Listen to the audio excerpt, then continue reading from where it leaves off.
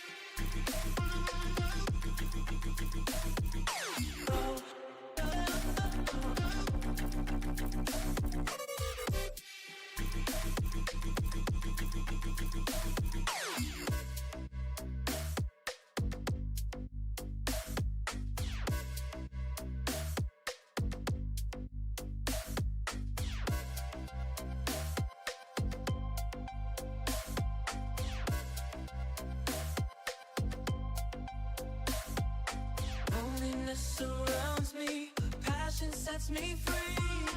Dreams of a better tomorrow where I can just be. Loneliness surrounds me, passion sets me free. Dreams of a better tomorrow where I can just be. Music is my solace, alienation fades away. Music is my solace, alienation fades away. Music is my solace, alienation fades away. Music is my alien, alien.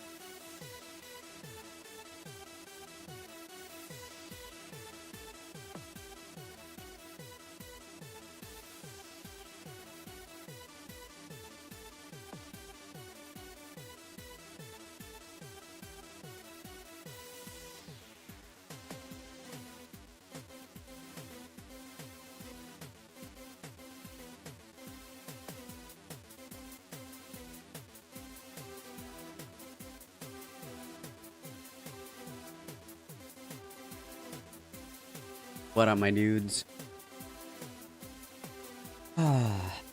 Happy Monday. Happy Monday, guys. Monday, guys. Everybody's weekend.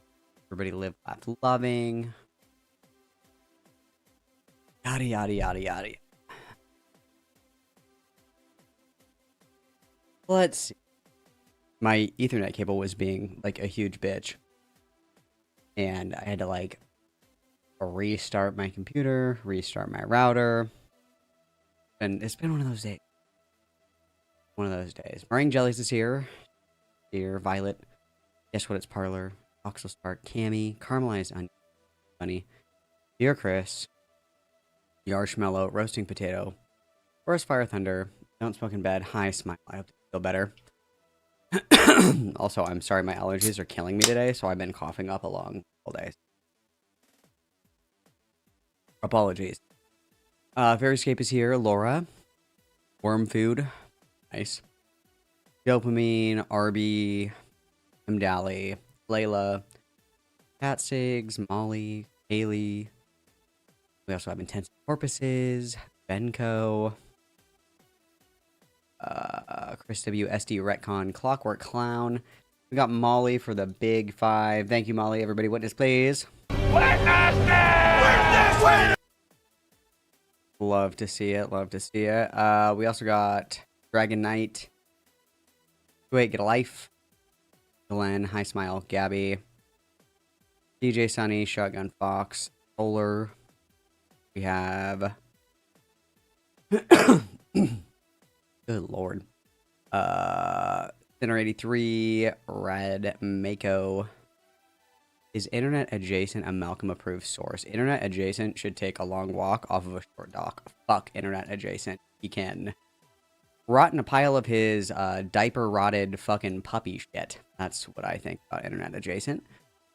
Thanks for asking. Elfungo is here. Paisley is here. Great reminder, Paisley, to like the stream. I really love that. I'm always putting in overtime. Malcolm Factory. Just as you should. Thank you. Great reminder to like the stream, guys. At the beginning is when our numbers are the highest, guys. To make sure that we're liking at the beginning. Okay? Make sure we're liking now. Ingus Bingus. We have Graham. Vioke. I think I'm saying that right. Crumbly Toast. We've got... nice. Arby, Jennifer. We've got Dairyberry. The Fallen Will Rise. Astery. I can't read. You guys have to leave me alone. You have to leave me alone. Scones and Jam is here. Alfungo. Tammy, Nerdy Nora. Read Only Memories. Hi, Smile. Gabby. Hippie's here. Hornetbot is here. Let's go. Awa. Base Swain. Dude, I don't know what's in the pollen this year. It's like super pollen. It's crazy. It's crazy. Sid is here. Ooh. Yeah, Broad Taste in Music is back. Yes. Yes. He is. Lemon Loser is here. Good to see ya. Good to see ya.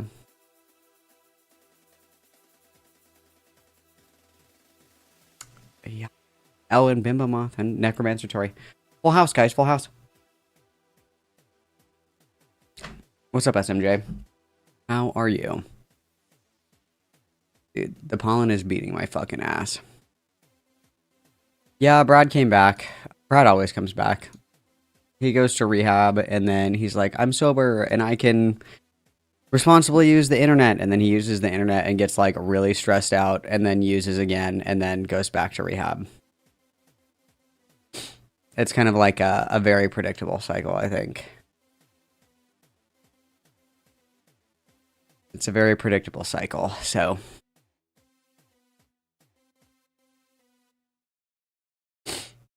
Morale and Destiny, let's go. That's awesome. That's awesome. Happy birthday, Becca. I hope that you're having a good birthday. I've got a few things. Got a few things that I want to look at. There was Brittany Simon. If you guys don't know who Brittany Simon is, Brittany Simon did a video on I wish that I could like think clearly for 1 second. Brittany Simon did a video on Repsion. So there's a Rob's Media Xanderhal video. There's Firebat making stir fry that's spelled incorrectly. It's Stir fry. We've got that. And then we've got the Brittany Simon Repsion video. If you don't know who Brittany Simon is, Brittany Simon's like probably like my favorite cult leader of all time. Brittany Simon does like self-help kind of stuff, and she's just like unbeatable in any kind of conversation because she's like, that's just like your perspective, babe. And you're like, I mean, I guess. She's like, well, that's just like your bubble. That's your bubble. That's your bubble. And humans are gonna human. You know what I'm saying? Like, your bubble's over there, my bubble's over here. We do things differently in our bubbles. You know what I'm saying? Like, she's just like totally undefeatable. And then everybody gets a level, and then she does life coaching where you can progress through the levels with her life coaching. Obviously, if you want to level up, you have to... Why is this shuffling? I did not do that. What the actual fuck? Excuse me. Obviously, you have to, you know, get her life coaching in order to level up. So you pay for the life coaching and then you can level up. It's like levels 1 through 5. And she did a video on Repsion, which I think will be interesting because I love when Brittany Simon gives other people levels. It's just my favorite. I think it's awesome. She's like very quirky, very bubbly. So it's like not a scary cult situation, but it's fun. You know what I mean? So those are what I have. And then we can see, what do you guys want to start with?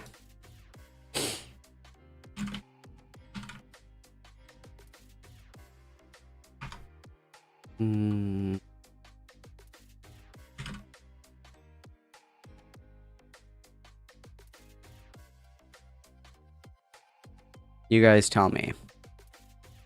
You guys tell me. And yes, Baby Bat was born, you guys. Baby Bat was born. Any mentions of Baby Bat's like name, date of birth, any of that shit, immediate ban. Leave the baby alone, guys. Leave the baby alone. Leave Baby Bat alone. But Baby Bat was born. Firebat was resurrected from the dead in order to be present for the birth of Baby Bat, which is very cool. Oh my god, Elfongo, thank you for noticing this very funny and handsome and skinny shirt. That's crazy. If you like this shirt, you can get one and we can match. If you want to check out my merch, you can do that. We can match. We can be twinsies. We can be twinsies. Oh, and then my friend DZ is here. Hi, Smile. Firebat has been streaming on Twitch with no audio and has just been... I don't know, like building shitty Minecraft bases instead of getting a job, which is very unsurprising. But we'll certainly get like a real stream soon. I know it. I can feel it. I can feel it. I can feel it.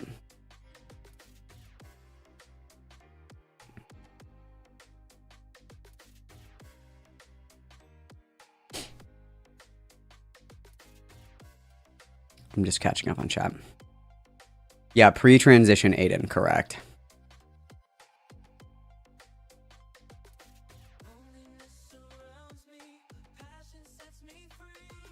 Yeah, Firebat was resurrected from the dead.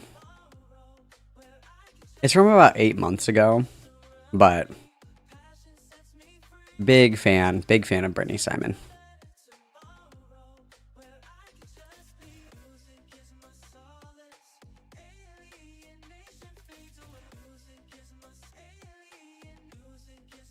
Why is it a 2-parter? That's fucking stupid. What's up, Bylonic? I hope that you're well. Yeah, guys, crazy standard here. Don't dox a literal baby. Crazy standards. I know I'm asking a lot of you guys. Don't dox the baby. The literal fucking newborn baby. Crazy. Just, you know. Crazy high standards, guys. Crazy high standards. You're right. My pets don't pay rent. Fuck 'em. Firebat is pretending that it's not them. Somebody was like, hi, Violet. And Firebat was like, I don't know who Violet is. Just fucking awesome, which is awesome. All right, we'll do Stir Fry, Brittany Simon, and then we'll do Xanderhal content. And then I'm also told that Counterpoints is getting a divorce, which is awesome. This is probably... This has the potential to be better than the Hunter Avalon divorce. This is a 5-hour fucking stream. I need to keyword search this. Oh, you know he's getting a divorce because now he has this fuckboy haircut ass. This fuckboy ass haircut. I had a stroke saying that out loud. Wait, now is it working? Like, look at this. Oh, the music's really loud. Why didn't anybody tell me that the music's so loud? Why didn't anybody tell me that? You guys suck. Are my headphones even fucking plugged in? Hello?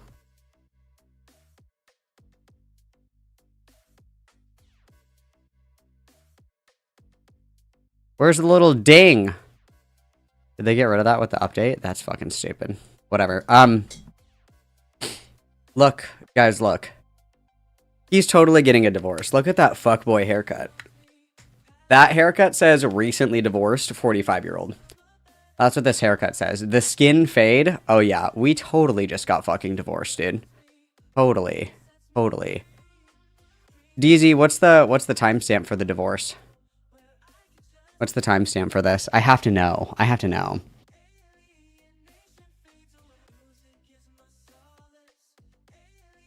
This is crazy. This is crazy. This is the divorce dad haircut. Hang on, let me get the... Can I get a transcript on this? No, of course not. Well, maybe. Hang on. Fuck. From a comment from 1 hour ago. Why would anyone listen to your political takes when you can't even keep your family together? That's awesome. That's fucking awesome. Oh, dude, that's gas. That's gas. That's the best thing I've ever fucking heard. That's great. Just one more thing you've been lying about. Be strong points. I don't know. You're doing something else first. Okay, thanks, DZ. You're super helpful. Wonder if I can just like flick through this really quick. Hang on. You would be politically disadvantaged. The slaughter of a sentient robotic, it's just like off to the fucking races of dead humans, and like it jumps back and forth between the Cylons wanting to. Hold on, Jen Winkler. Don't look at the screen. We're gooning to women. Where is it? Lord of the Nurses, you still have a hard on for Adam Friended. You know, I'm gonna take his side every single time. Care, or he thinks it's good, or there's a 1 minute timeout because he's fucking pissing me off. Pissing me off. Model / no gatekeeping thing. Institutional norms. My opponent here is endured for some. Marathon in Bethlehem. Is not some foreign. These are some great sound clips. Marathon in Bethlehem. Nice. I was saying his attacks. So Supreme Court step in. I'm looking at the chat to see who brings it up. In 89, he's tried to get a. Like, how about that shit? It's only 2 minutes and 32 seconds. But this guy is a fat guy on TikTok who. These sound clips are awesome. Describe it in the most aggressive way possible. That's just true. So who gives a fuck? Just be honest. Just be honest. Oh, hang on. Fuck you, Christian Blair. So I'm gonna pull up some fucking bullshit right here. Okay, so hold on. Where's Nicholas DeOrio? No, I don't care about Nicholas DeOrio. Live stream. He's fucking huge. He gets like 20,000, 40,000. For me, it is funny. Like, obviously, I get a little. So I think that I represented myself as a life guy, and I think I am a life guy. Oh, I found it. I found it. Yeehaw! Okay, so I loved past tense, which I know is gonna scare you. I loved having a family. I love my kids actively. I still love Mrs. Points, but I also love this streaming setup where the microphone is like right in front of his fucking face. Like, what if I streamed like this, guys? Would you guys love seeing face cam if I streamed like this? Would this be really cool? I think this is a really good face angle, I think. What do you guys think? One's in chat if you like this. What a goober. What a goober. What a goober. What a goober. What a fucking goober. And then we got Scones and Jam for the 5. That haircut looks like the flat cap my postman's grandfather wore while working. Yeah, it's very convoluted. There's like 6 haircuts that men can get, and this is the recently divorced middle-aged crisis haircut. Thank you very much for the 5. Everybody witness. Hell yeah. Also, so for people who don't know who this is Counterpoints, not to be mistaken with ContraPoints. Counterpoints is a Warhammer 40k YouTuber. So very homosexual. He's really involved in Twitch politics, but he streams to like 6 people when he talks about politics because he's the most incoherent, like bumbling idiot you've ever heard talk about anything in your entire life. Counterpoints is a conservative that took money from Progressive Victory to canvass for progressive candidates as a conservative. So he sucks. He sucks. And then he also like dick sucks Destiny all the time. And he in the past he was like a huge wife guy. Oh, traditional values. Oh, wife guys. And this is like my favorite. This is like my favorite of all is when people are like my wife, my family unit, my Western fucking Christian values or whatever the fuck. And then their wife turns out to be a whore and they get divorced in their 40s. I call this the Hunter Avalon effect. Is when you try to paint yourself as better than other people and say that your lifestyle is preferable to other people's lifestyles because you're like, oh my God, I'm so heckin' cool and valid and wholesome because I'm in a traditional Christian marriage where my wife wears Amish skirts and churns butter and shit while I go outside and chop wood with my bare hands and it's the way that we're supposed to be as human beings. And then the wife turns out to be like a giga whore and they get a divorce. I call this the Hunter Avalon effect and it never stops making me laugh. What happened was in September, we hit a rocky part of the relationship. Okay. And it's Tell me more. Things. It's this job. It's online politics. It's me getting to work from home. It's some of the trauma from being in law enforcement. It's some of the trauma from, her meeting me. And he was like a mall cop. Let's not be concerned about this at all. He's actually like a mall cop. Also, guys, I'm getting a divorce actually. Because of online politics. I'm getting a divorce because of online politics. Sentences never spoken before in human history. That's awesome. After the military, it's the way that we were raising our kids. It's the way that I express myself. All this kind of stuff. Yep. Some of you guys are already guessing it. So we hit the rocks in September. So what I'm hearing is that we beat the shit out of our wife. Okay. And we were on the rocks for a while. And then I actually did not see this coming. But in February, she hit me with papers. Which sucks. Okay. How do you not see that coming? Just purely out of curiosity, anybody who's been divorced before, please respond, not clickbait. How do you not see that coming? How is it just like literally you wake up one day and it's like, boom, we're getting divorced? Like what? There has to be build up to that, no? I wasn't happy about it, but just being real from my perspective, okay?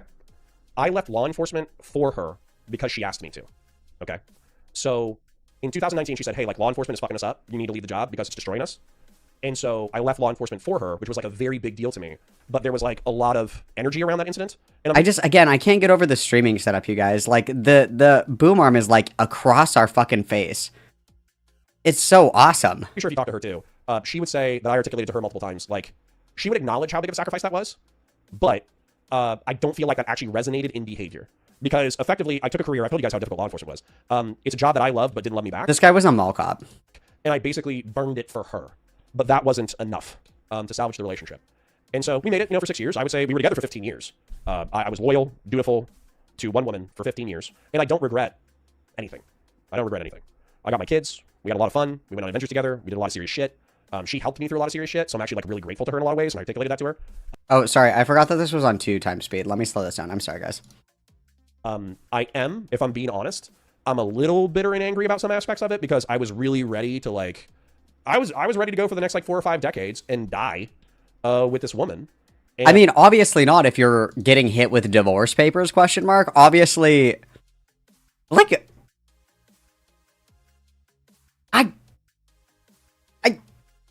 I feel like you don't just get like divorced for fun and just like randomly.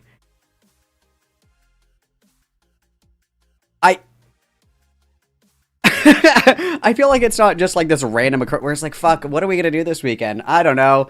You want to go try that new like Indian restaurant? No, I think I want to get a divorce. You think you want to what? Yeah, let's just get divorced. You guys, I just love brutalizing minorities more than I love my own wife. I'm just gonna say it. I'm bitter that she asked me to stop. There, I'm gonna say it. And she just didn't want that, And I hate being such a fucking stereotype, but I think the statement is true in reference to our relationship, is men marry women expecting that they're not going to change, and women marry men expecting that they will change. Okay? And so...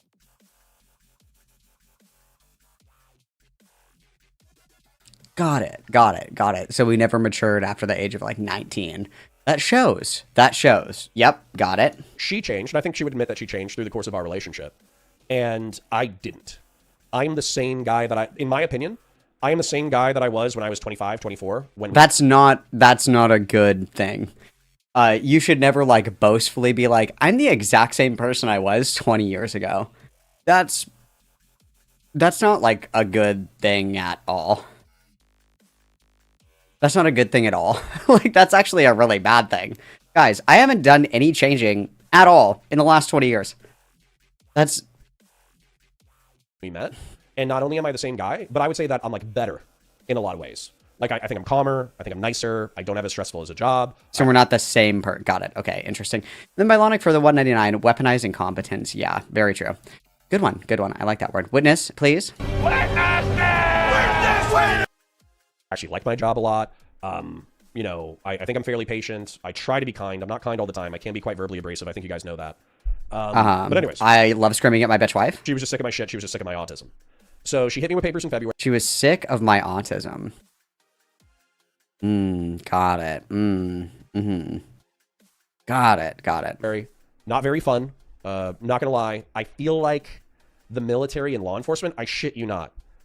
Getting divorced was, and we just finished this process within the past couple of weeks. Getting divorced is seriously like top 3 most tough things I've ever done. And I'm still in the middle of it too. Like the paperwork's done and like the schedule is done, but it's still very hard. Well, but now you get to spend all of your free time making Warhammer 40k videos and talking to your audience of 10 people about politics. What? That sounds like a win-win. What are you talking about? And your bitch wife is not even there to say that she doesn't want you to do that and wants to spend time with her. That's so wonderful. That's so wonderful. Do you think that he gets like first pick of all the old DGG whores, do you think? And then JG Free for the 2. This man needs therapy so badly. Grow up, old man. Very true, very true. When your hair is gray and white, it's time to kind of let your attitude match the silver fox. Everybody witness, thanks for the 2. That's, wow, that's pretty crazy. I can't, my wife got a divorce because she's ableist against autistic people, and she wouldn't let me stream 24/7. My wife hates autistic people because she denies me my special interest, which is smoking crack. Can you believe her? That's ridiculous. That's just ridiculous, dude. And so especially when you think you're going to live and die with someone, you know, like you have like your life on a track, you know, you think that you're going to live and die on this track, and then God or life just kind of throws you a fucking curveball, and God is the reason for my divorce. It's not my actions, of course. You're just like, what the fuck, you know? Although I do think God has a pretty fucking strong sense of humor, you know? And so, yeah, that's why he put the idea in your head to get this fucking haircut. Yeah, true.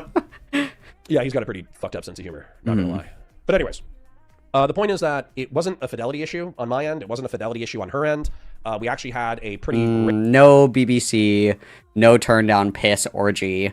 Unfortunately, Hunter Avalon's divorce is still the better divorce. As I'm ranking my divorces, the Hunter Avalon divorce is way fucking better. Is way more interesting. Damn, unfortunate. Rich physical life, in my opinion, for a very long time. It was literally since September that shit got on the rocks. And so, physically, mentally, emotionally, like there were problems before, right? But those problems didn't really stop, you know, us from being physical or us having fun or us going on adventures and all that kind of stuff. And so basically, they could still fuck. Got it. Okay. Yeah. So anyways. Anyway. Fucking up the segment right now, but that's okay. This is something serious that I probably needed to tell you guys for a while. I wanted to get... Guys, I really want to just share with you the intimate details of my relationship because it's very important that we're all best friends. But first. So if you're like, hey, Connor, you kind of alluded to the fact that the wife was getting a different schedule. You kind of alluded to the fact that things were changing, but you didn't really tell us what was going on. It's because I wanted to get through it first. You know, I didn't want to tell you guys and then like fucking crash out. I wanted to like hold my shit. I think watching a video on Hassan Piker and doing a 15-20 minute derail on your just now finished divorce, I would consider that a little bit of a crash out. Relatively together, get through it, and then tell you, right? So that's kind of why I kept it close to the chest. Yeah. So anyways, just to share a little bit of the dynamic. Yes, please tell us the visitation schedule for the kids. What the? Who's asking? Who's asking? Amicable as it can be, you know? Like, obviously, like, a breakup is never fun. And especially when you have kids, it's a little bit tough because you still have to see each other, right? you still have to see each other. So like you still see each other at fucking drop off and pick up and all that kind of shit. And so you see, and I hope my wife finds this funny. Ex-wife finds this funny. You know, she was supposed to like divorce me and get uglier. You know? Yes, my sweet summer child. My sweet summer child. The divorce effect on men does this. You turn into a fucking turbo virgin. You're like a born again virgin post-divorce. That's what happens to men.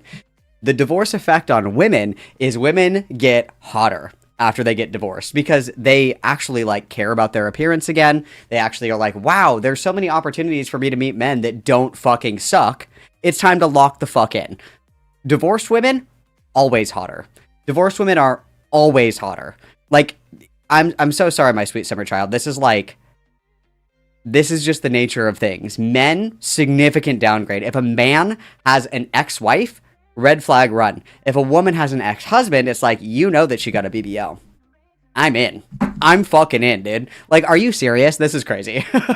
She was supposed to divorce me and get uglier so I could be like, you know, don't need that lady. She dodged a bullet, you know, F that broad, blah, blah, blah, blah, blah. She was. I would love to talk about the mother of my children. Like, fuck this ugly bitch. Look at this fucking fat cow. Look at this ugly bitch. Look who's the fucking loser. Oh, look at the ex-mother of my children. Look at her. She's a fucking whore. I would love. True. If me and my wife get divorced, I'm just gonna kill myself in a video game because it's so over for me. Get uglier so I can talk shit about her. And she got prettier, which is very annoying. But I also, you know, started working out and, you know, cooking for myself. And... But also, like, I'm getting hot now, too. And also, congratulations on learning the independent skill of being able to cook your own food at the ripe age of 45. Congratulations on developing that skill. Taking care of myself a little bit better than, you know, happens happens when you're running an entire family. So, like, I've benefited physically as well. So, you know, that's why I'm going to make an OnlyFans. But anyways, so wow, I thought about it. And I thought about it. It's like, do I want to do a slutty phase? You know, because arguably you're like 45, dude. What are you talking about? Who are you gonna be slutty with? The fucking birds at bingo night, dude. I think I'm gonna be on my hoe era. This is like Baker Act behavior. This is like detain this guy behavior. You don't get to go through your hoe phase as a 45-year-old father who just got divorced. What?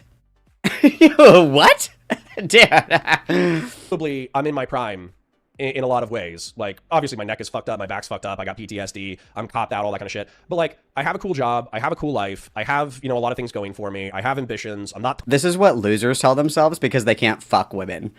Dude, I just have a lot going for me. Like, I have a promotion coming up at work. It's like, show abs or fuck off. Okay? This is not pulling the hose. The hose are not enticed by this. You know, I have a job that I'm really passionate about and I really love. And look here's another little Warhammer 40K figurine that I painted in my fucking basement after the divorce. That's what gets the hose going. Yeah, they're like, 40K? Warhammer 40? Oh my god. Oh my god, ooh, pick me. No, dude, you're scaring the hose. Dude, come on. Totally ugly. Could I get out there and do like a slutty phase? And the answer is no. Thank God, he's self-aware. The answer is no. All right? And so what ended up happening was I did download the dating apps because basically even though this entire process, like... A 15-year marriage. What did he say, like February? March, April, May. It's been 3 months and you're already on Tinder? Okay. Wrapped up within the past few weeks. Like I said, I haven't been intimate with anybody since September of last year, and I knew this entire process was coming. And so basically I was like, well, I'm going to check out the dating apps to see what's up. Well, guys, just to be clear, I don't fuck. Just in case there were any questions, you know, since the divorce, I have not fucked. I just want to be very clear. Since the divorce, no fucking. I just want to be very clear, guys. You know, especially as we were getting towards the tail end of the process. And so I spent some time on the dating apps, and so Bud123, I actually do feel like I got a decent vibe for the dating apps. And so that's where my advice is coming from. Is you know that he pays for Tinder Premium? Bud says, when Connor gets his six-pack and the best shape of his life again, all the ladies will want him. If the lady is deaf, perhaps. If the lady has no, like, literally no hearing intact following a very serious accident, then yes, maybe the ladies will be interested, sure. Yeah, we definitely are. We definitely are paying for Tinder, I fear. It's literally 2 weeks on the dating apps because no offense to people who use them. And if you use them and you get dates and all that kind of stuff, awesome. Like seriously, good for you. Use the technology that you have in order to date. But what I found is that it effectively took the metaphorical sexual marketplace and it made it very literal. Okay? Oh my god, the reason that I can't get hoes on Tinder is because I'm not in the 1% of guys. No, it's because you're a fucking geriatric near death, like fucking 45-year-old recently divorced like less than a few months ago guy on Tinder. Yeah. Dude, I just can't compete with the Chads. It's not about the Chads, it's about being old. You're old. If you're this old and you don't have money, yeah, the girls are not interested, bro. The girls are not interested. If you want to have this level of autism where you make Warhammer 40K videos on YouTube, let's be clear what we're talking about here. This little cabinet right here, this is all Warhammer figurines and shit that he hand painted. See all these? That's what these are, okay? If you don't have money and this is what your fucking room looks like as a 45-year-old divorcee with a literal fucking baby, oh yeah, dude, you're cooked. Oh, you're absolutely fucked. You're absolutely fucked. You could be like the hottest Giga Chad. You could be you could look like Channing fucking Tatum, dude. If this is your room and you're 45 and you have a fucking baby, yeah, dude, you're not getting shit. Sorry, dude. You're broke, a joke, and fucking old, okay? Write that down. You're not getting any hoes. I'm so sorry. So sorry to say it. Then we got JG Free for the 2. This is the dude who flirts with 20-somethings. Yeah, and then is like fucking confused why they don't want to talk. God, the dating marketplace is so hard. You aged out. They don't let adults into the play palace at McDonald's for a reason. You're too fucking old to be there. You're scaring everybody. You're scaring the kids. You're gonna get stuck in the slide. You're too old to be at the club flirting with the hoes. You're too old, okay? Pack it up. Go play bingo or something, okay? It's too late for you. It's time to look elsewhere, all right? Fuck. And then Lord Yato for the 199. Why broadcast this info? Humiliation kink? Question mark? Not sure. And then 208, get a life for the 5. Does the hot divorced woman, ugly divorced guy paradigm hold true for divorces in your 20s, or does the sunken cost enhance it? I think the sunken cost enhances it. Thank you for the 5.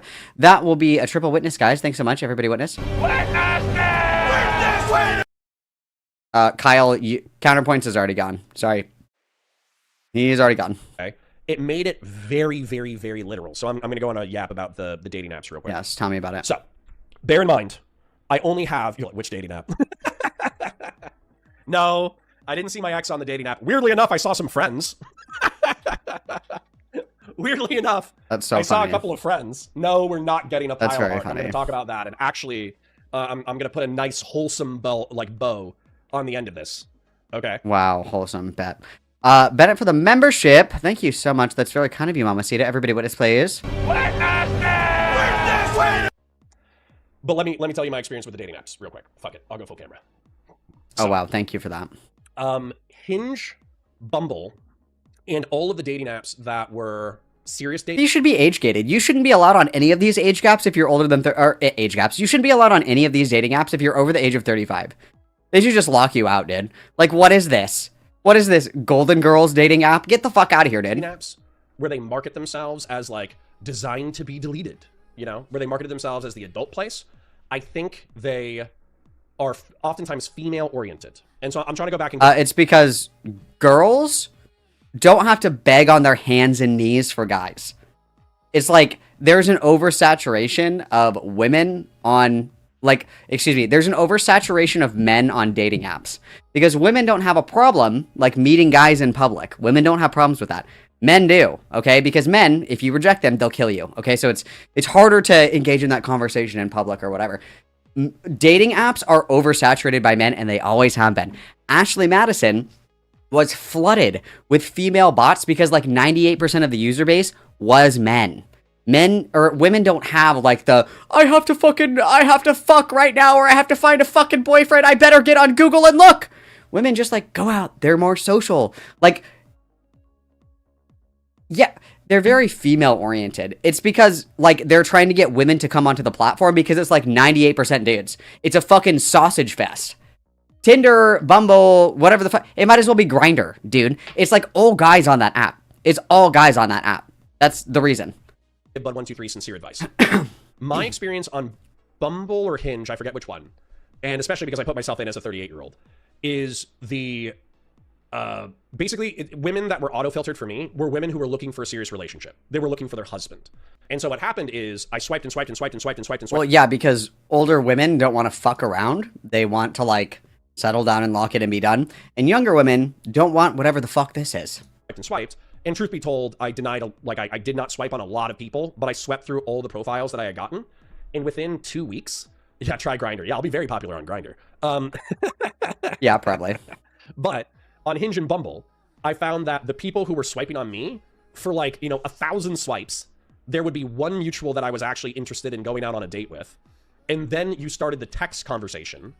And then for the one person that I would actually be physically interested Also, it's a premium feature to see how many people like you, by the way. That's a premium feature, guys. Premium feature. Write that down. in, there were 3 or 4 people who, no offense, like, I'm really not trying to be that rude, but they swiped on me. And I was like, nah.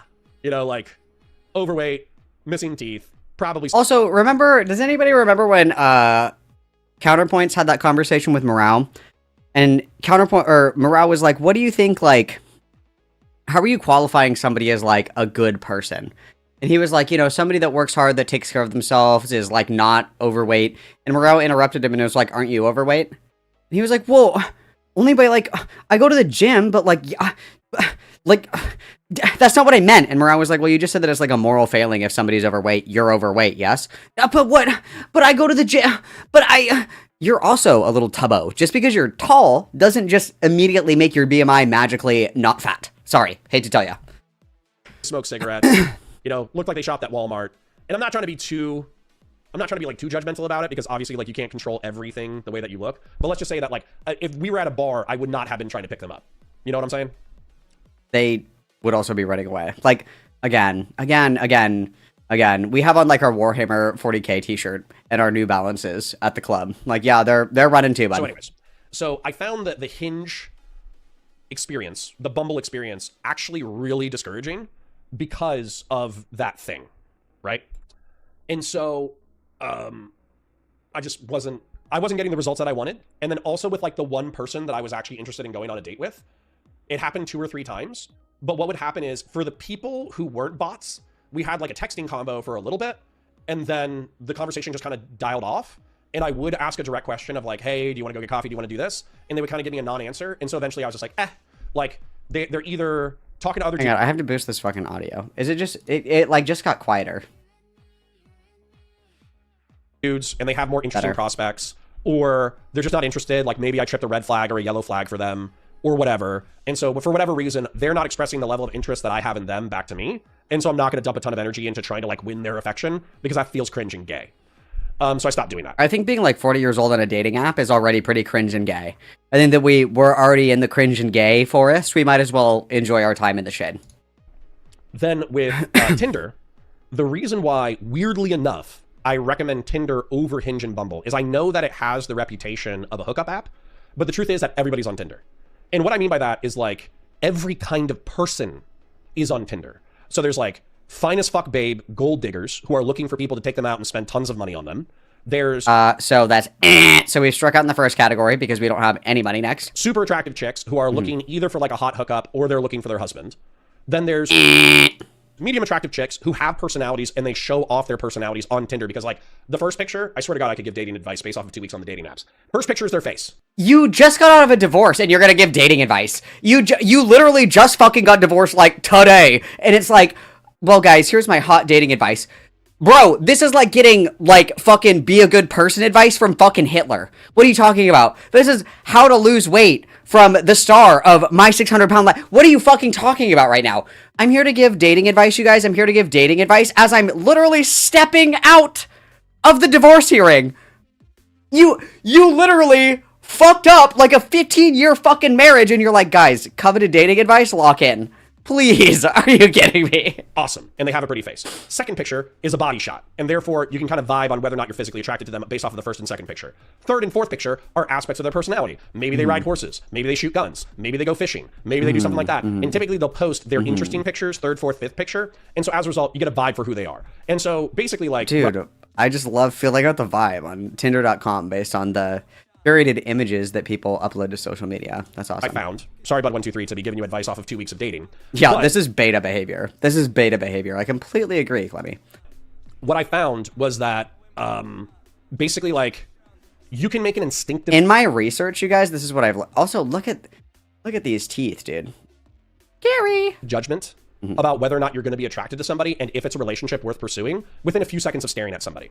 But as a result of that, you really have to like. That's why we're married. Oh, we're divorced. That's right. Sorry. Looks max and profile max your own shit. You know, so you have to post a face picture that looks like a good angle of your face because you're trying to get people to click. Thank you, Connor, for your coveted advice that you admit that you haven't fucked since the divorce. You also haven't met any people off of Tinder. You're acutely aware that you're not going to go into your quote-unquote slut era like you're a fucking 20-year-old girl who just got broken up with by your high school sweetheart. Thank you, Connor. On your shit. Then your second picture, in my opinion, needs to be like a body picture. It doesn't have to be naked. It doesn't have to be half naked, but it has What apps are we using that we can upload nudes? to be a photo of you so people can get a vibe for your body to see if they want to see you naked. And then third, fourth, and fifth picture, in my opinion, because face is the first thing we're going to recognize. Body's going to be the second thing we recognize. And then third, fourth, and fifth, it needs to be personality pictures. What do you do for fun? What are you interested in? All that kind of stuff. Yeah, and of course, guys, there's like what are you bios interested that you can in? link, but people are only going to read your bios if you make it past the face picture and the body picture. You know what I'm saying? So anyways, so I did go, just being very honest with my experience, I did not only find somebody who was pretty enough that I was interested in them, but we did go on a couple of dates, and she was cool. She was a social worker. She worked at a local hospital. She worked in the behavioral unit, and she went, but not maybe the behavioral unit, I forget. But she was basically like a care coordinator for poor people. Don't feel sad. It's fine. I'll tell you the good things in a minute. Guys, these are the awesome things about my divorce. I'll tell you the good things in a minute. But I'm working up to the good things. And trust me, I'll tell you about my split and the dynamics of the split. But let me get through the dating. New kid. Wow, we've still got a lot. We've still got a lot to talk about. Not yet. And probably not going to have a new kid, but I'll tell you why in a second. I'm not sending people dick pics. No. So Liar. The care coordinator, her job is actually like, if there's somebody at the hospital and they come back to the hospital within 30 days, then effectively the hospital gets like a statistical. Dude, I'm crying. Nobody gives a fuck. Why does this dude talk for like 10 fucking hours and not say anything? Mark against them because they didn't give them sufficient medical or social support in order to avoid ending up getting re-hospitalized. So her job was not only Wow, to this is so cool. coordinate the medical care for people afterwards, but also to basically coordinate their like social support afterwards to make sure that they weren't re-hospitalized. And so while the medical care system is kind of fucked up, she was doing a really cool job within the medical care system. This is And really so, awesome. you know, Tell she me was more. Pretty, she had tattoos. She worked in the medical care field. She was really kind. She was a good person. She was a good person overall. But basically, after a couple of weeks and a couple of dates, she wasn't interested. Couple of weeks, couple of dates. So the divorce wasn't even, the dust hadn't even settled from the divorce, and we're already like trolling for hoes. Awesome. in pursuing the relationship because basically I hit one of her yellow flags. And Also, if you want to troll for hoes, I don't care. But also, like, why do you come online and like brag about that? I don't know. I feel like you should just maybe worry about work on yourself. Work on yourself, right? What were the yellow flags? Tell me more. that triggered a red flag for her. And Ooh, she what's expressed that? this like Tell very me. emotionally, intelligently to me. Tell me. And so I'm not mad. I'm not mad at all. She did a great I'm very surprised that a hospital social worker noticed red flags in Darling Nice Guy counterpoints. Groundbreaking. job communicating the thing that I stepped on her toes, which by the way, like to me it wasn't a big deal, but to her it was a big deal. And so as a was it? result, I just triggered. I'm on the that, edge of my was seat. from What her is it? past That didn't really work for her. And so as a result, she was like, "Hey, had a lot of fun, but this isn't for me." And I was like, "Okay, that's fine." So What was it? bear in mind, this has all been very recent. Everything that I'm describing to you has happened within the past month. Or so. What was it? I want to know. After that, funnily enough, I'm going to get into the things that are. Was it like Grey's Anatomy when Owen chokes Christina in his sleep? Come on. Describe where I'm at right now, and then I'm going to describe the familial dynamic. So I know it's kind of weird to prioritize my dating life over my familial dynamic, but the familial dynamic more has to do with logistics that's going to affect you guys. Got it. So this is a really roundabout way. I'm just keeping you guys informed. Instead of using this like therapy, I want to keep you in a loop. Got it. Okay. Describe my current dating situation before I continue. So, since it didn't work out with the Orlando Health social worker, who was very nice, and we had a great Because it didn't work out with the girl from Tinder that lives on 123 West 3rd Street. Why would you say this? Why would you say this? Why would you say that? Okay. great time, but I just wasn't her guy, and she might not have been my gal, so that's okay. Wow. The birds and the bees. I remembered somebody who was local, who weirdly enough, this is going to be like kind of wholesome, so I want you guys to put on your Wow, wholesome pants, and I wholesome. want Solidus to stop being depressed real quick.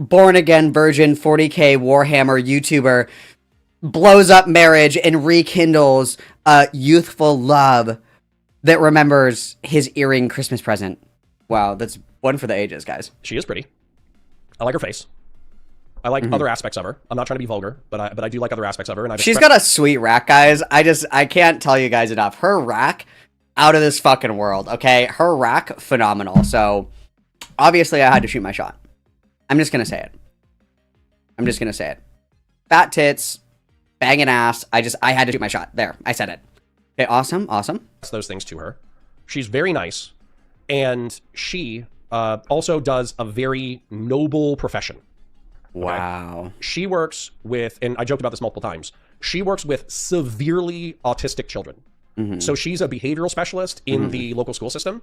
And so her job is to work with like severely Aw, she's perfect for Connor. Aw. autistic kids. And I'm not talking about like I'm not talking about my chat. I'm talking about like kids who like piss themselves, shit themselves, don't have the ability to communicate, don't have the ability to sit, throw tantrums, throw things, fling things, and all that kind of stuff. And she works with them every single day. And so her days are kind of rough, but she loves it. Okay. And well, this is a recipe for disaster because she's just going to be bringing her fucking work home, bro. She love it, but she has a very like noble spirit about this. And I'm gonna tell you like a story. Yeah. The joke, I will say the joke eventually. Okay.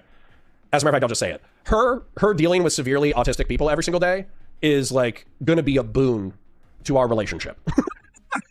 No, it's just going to make her feel like she's never off the clock because you're like quite literally an overgrown child by your own admission. So unfortunately, I think that that's going to work well for a little bit. And then she's going to be like, holy fuck, it's like I'm always at work, which probably true. She literally deals with severely autistic kids every single day. So my level of autism is fine. It's perfect. You know, I have the fun autism. She works with autistic people all day. Perfect match. I don't know if I would call this style of decor fun autism, but that's fine. That's just a personal opinion thing. Oh shit. So anyways, everybody in chat gets it. Yeah. So. Weirdly enough, we sat there because we did go on a date recently, and we went to like a local tea house, local sandwich joint, you know, all that kind of stuff. And she has tattoos. I have tattoos. So we're just talking, we're yapping. She's just wow, that's so unique. You guys both have tattoos. Who would have guessed? What are the odds, guys? What are the odds that two people both have tattoos? That's crazy. It's like they're meant to be. Girl. She's a very smart girl. And she has her master's, and she works in the school system, and she doesn't make that much money, but she has this like really, really noble job. And I love her noble job. And I want to tell you a little bit more because I'm crushing a little bit on some of this stuff. So I asked her because I'm crushing a little bit. Unplug his life support right now. I'm kind of crushing on this girl, bro. Shut the fuck up. You're like 40 years old. Yo, I'm crushing real hard, bro. Because like for me, like working with like autistic people or working with yes, my wife does have tattoos. R-slurs, like developmentally disabled people, it's very noble, but it's also very tough. Yeah, I wonder what this girl thinks about Connor going on live, like calling everybody R-worded F-slurs. Like every single time he gets slightly upset, he calls people R-worded F-slurs. Like, yeah, that's awesome. That's awesome. Because with law enforcement, you can like take them on, but then you pass them off to somebody else, you know? So that already is incredibly stressful. And so taking them on and then passing them off to somebody else is incredibly stressful. She's the person that they're getting passed off to. Wow. She's the person who has the ultimate end result. So she would definitely tolerate a lot of your bullshit, is what you're saying. Yeah, it seems like we're just kind of selecting for women that have a high tolerance for bullshit and then ignorantly assuming that means that they'll put up with Connor's bullshit. This is different than a 12-year-old autistic child. Believe it or not, there is a difference. These two photos are different. Nobody else has to put up with your shit, bro. And so, well, she uses the R-slur too, so don't worry about it. Not in reference to her kids, okay? Not in reference to her kids, in reference to me. So anyways, I mean, when I thought about helping people, I just thought about like shooting them. So it's just different, you know? It's just different. Like, we're both in the business of helping, you know? But like, I just like help them die. But you know what I mean? It's just, wow, we're such kindred spirits. Like, why do you do it? You know, like there's piss and shit and blood and biting and screaming and all this horrible shit. Why do you do it? You know, like how do you keep... Why did you join the military? I know, because you're a sadistic fucking freak that wants to like shoot people in the face. Doing this, it sounds so fucking tough. And so she's like, because I will work with a kid on a behavior for like months. Okay. And so I will literally have a kid who cannot, can't like sign that they want for help. Right. And so they literally like, they will throw things, grab things, fucking smash things, piss themselves, shit themselves, bite people, trying to get attention because they have a problem. Right. And so if you can help them communicate their problems, it can totally change the trajectory of their life. So for instance, she brought up that there was this kid. I love that this is like a totally groundbreaking concept for Connor. That if you aren't able to like adequately get your needs met, that you freak the fuck out. Like, is that foreign to like fucking anybody? Like, if you woke up tomorrow in a different country, pretend that you woke up tomorrow and you were like like Jakarta, and you don't have your phone, you don't have anything, and you're trying to communicate with everybody, and nobody knows what the fuck you're saying. You don't have your phone, so you can't use Google Translate, nothing. And no one around you speaks English, no one knows what the fuck you're trying to say. Would that not make you, like, very fucking angry? After, like, I don't know, 2-3 days of not eating or drinking it, wouldn't you just, like, freak the fuck out?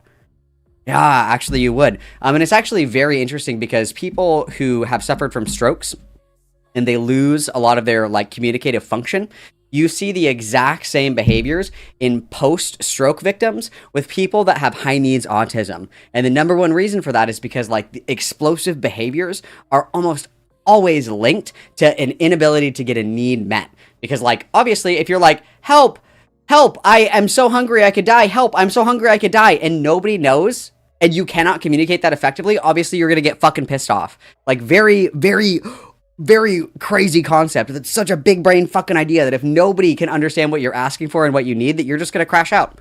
Crazy. That's so weird. Tantrums, pissing, shitting, all that stuff. And she, after working with this kid for months, was able to get him to sign that he needs help. Okay? And so as a result of getting him to be able to sign, like, go to a place, instead of throwing a tantrum, going to a place, sitting down in a designated place, and then signing that he needs help, they basically cut down on, like, a substantial amount of the negative behaviors. Like, the pissing, the shitting, the biting, the fighting, all that kind of stuff. All of that. Dude, he said piss, shit, and bite, like, 20 times in the last 2 minutes. Bro is the king of yapping. That's been chopped by, like, 90% because this kid can ask for help.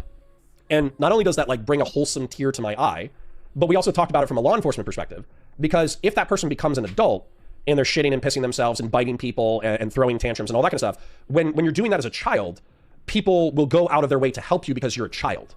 But when and then obviously even with autistic children, they have very high rates of being murdered by the police. Same thing with autistic adults, because believe it or not, like, I would say 90% of people have zero fucking idea what the fuck to do with disabled people.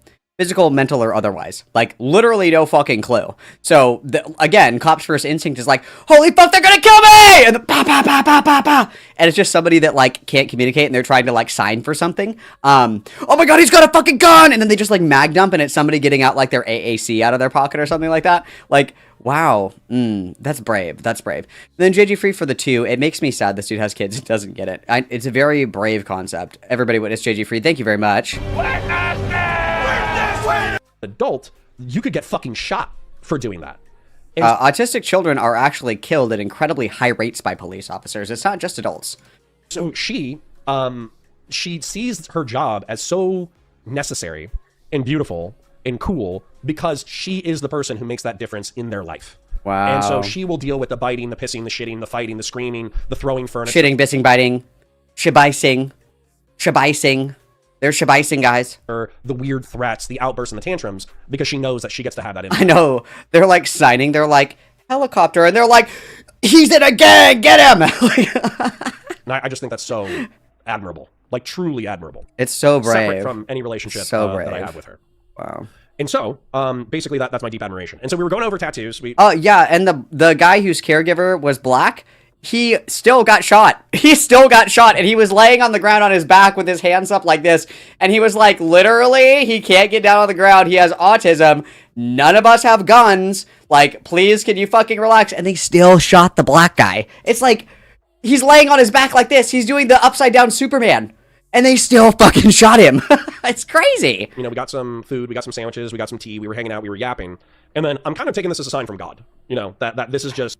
Inshallah. I also love like when dudes, like middle-aged dudes, get divorced, they find God again, question mark, and then God is telling them to go on a quote-unquote hoe phase journey. That's very Christian. That's very godly to like just go fuck around right after you get a divorce. First of all, divorce, you're already going to hell. I mean, I guess you might as well just rack up sins at that point. I mean, I guess. All right, fair. Never mind. Who I'm supposed to talk to and who I'm supposed to date at this point in my life. So she has a tattoo of a starfish on her wrist. Okay? Wow. And she says, "Have you ever heard the story of the starfish?" And I was like, I have a feeling that we're gonna hear the story of the starfish, guys. Wow. Fun. Because this is one of my 2 favorite parables ever. I think I've told you guys this multiple times. And I was like, I'm going to describe the parable of the starfish, excuse me. And if you say it, if you say that this is the parable, like that's going to blow my fucking mind off. Like I'm just going to have my entire mind blown. So obviously I've told you guys this before. The shorter story is the German saying of, even if the world were to end tomorrow, I would plant an apple tree today, which I think is amazing. It captures the cynicism of the Germans, beautiful. but it also captures the optimism of doing the right thing, even if everything's falling apart. That's one of my favorite sayings. Wow, my other favorite beautiful. saying, which I've told you guys multiple times over the past year, is it's a parable. So there's a young man on a beach. There's 1,000 washed up starfish. He picks up a starfish. He throws it into the ocean. And then he picks up another one, throws it into the ocean, picks up another one, throws it into the ocean. And then an old man walks by and he says, there's 1,000 of them. You're not going to get to all of them. You're wasting your time. What you're doing doesn't matter. And then the young man, undeterred, picks up another starfish and throws it into the ocean. And he says, it mattered to that one. And so it's the statement of our orientation within existence that we can look at the overwhelming nature of the world's problems and say ultimately that we as individuals don't have an impact, and therefore you can become a nihilist hedonist or a cynic and not try to have a positive impact in the world. Whereas, you know, the young boy, the person that we should idolize, is saying... We should idolize a young boy? Wow, that's a statement. Okay. And so she's like, yes, that's the story. And so at that point, I'm just like, I don't even give a fuck like about anything else. That's such like a positive orientation. You're like, oh my god, I'm in love because she liked the same Pinterest post that I did in 2018. Oh my god. She also said, labels are for soup, not for people? We're meant to be. The way that you should be in life, that I was like, I'm yours. You know, like, can I be your boyfriend? That was literally like first date. Even before the first date, I was like, hey, listen, can we just like yap together, see if we have physical chemistry? And if we have physical chemistry, can I be your boyfriend? Can we just like fuck? And if it doesn't suck, can we date? Okay, gas. And she was like, yep. So yeah, then you started making out. Not immediately. But anyways, so the point is, like, yeah, guys, I totally went to second base. Okay. Like, this has all happened in the past since September, and I only signed papers in late April. Okay? The deal... So it's been like less than a month. It's been like less than 30 days. And we're already hoeing it around. God is frowning. My ancestors are smiling upon me, Imperial. Can yours say the same? Which I will go over with you guys, is signed in late April. But effectively, I'm in a weird spot. Yeah, dude, we're lesbian U-hauling. I'm telling you, this is the most female-coded man I've ever seen in my entire fucking life. This guy, quite literally, is more female than I am at this point. Like, this is fucking insane. This dude's gonna try and propose to this bitch 6 months into the relationship. I've never met a man that talks so much. I've never met a man that's, like, so fucking gay and cringe. And I've never met a man that is like, oh my god, will you date before we even meet? Gay. He's got, like, internal ovaries or something. I swear to God. Because obviously, I'm getting older, man. I'm in my late 30s. I'm in my early 40s. Or, you know, I'll be in my early 40s soon enough. Wow. And so I'm in a weird spot because I have my kids that I love. It was a very short slutty phase. Correct. It was very short. But the slutty phase, which my friend Corbin Sales is going through as a young man in his 20s, is just not as appealing to me. You know? Like, if you could guarantee that I would exclusively date, you know, 8s who are... mentally and emotionally like 8+, let's be real, you know, 8s through... You think that you deserve an 8+. Under what merit? Under what merit? You paint action figures for your YouTube channel, and you just got divorced. Let's see what your savings account looks like before we start talking about 8+. 8+. 10s, who were mentally and emotionally mature, who were capable of having a physical relationship, calling it quits when they wanted to, being serial monogamous while we're together, and I was just going to date 8s and 10s for the rest of my life who were emotionally mature, capable of 8s and 10s. 8s and 10s. Brother, we are right in the mid-range. We're going like 4 to 6, maybe 7. Let's be so real. Serial monogamy, and therefore life could be a cornucopia of sexual shit until I died, then maybe I would be considering a slutty phase. But that's not how it works. The way that the... Because losers like you don't get all the hoes at the club, dude. You're not like the dude on the yacht with a bunch of babes that are like in their 20s and you're almost 45. That's not you, dude. You're the one that's paddling next to them on your canoe with your fucking snaggletooth being like, hey ladies, room for one more in this party. Slutty phases work in my mind is you find profoundly damaged people, because we're all damaged. I'm damaged. My girl is damaged. My wife is damaged. And we hurt each other, right? We not on purpose, but we hurt each other. And so you kind of build up this like this history of trauma.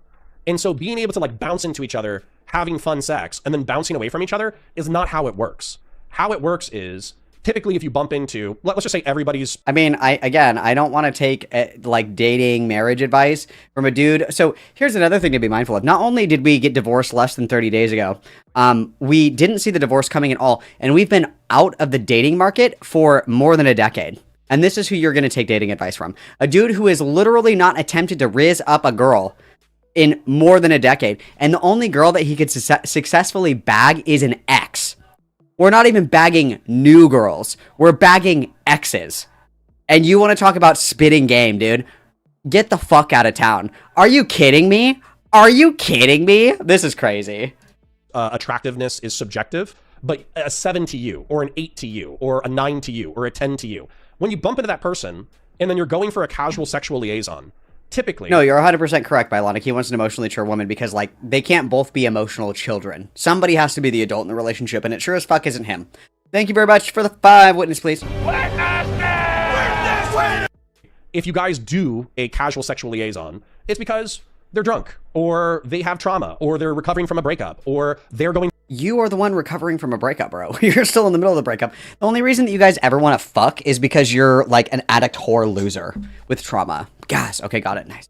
Through their slutty phase because they're young, or something like that. And there's going to be some emotional turmoil associated with that sluttiness that, as a result, is going to mean that the hookup is going to be a little messy, and then the breakup's going to be a little messy. Beef Supreme says, not all of us sluts are damaged. Some of us are just sluts in our hearts. Maybe, but doubtful. I bet that if we went through your personality, we would be able to find endless fucking trauma, Beef Supreme. No offense. Wow, he's also a psychoanalyst. Is there anything he can do? Is there anything he can't do other than maintain his marriage? That's crazy. So basically, in my opinion, the options are burn a fateful relationship with a genuinely kind-hearted person who I find attractive inside and outside. I don't think I'm projecting at all. I think this is based off of experience, not projection. But anyways, so I could totally like... He's so sensitive, too. He's like the most bitch-made sensitive guy ever. This is awesome. Relationship in order to... I am literally not projecting. How dare you? Do like a slutty phase.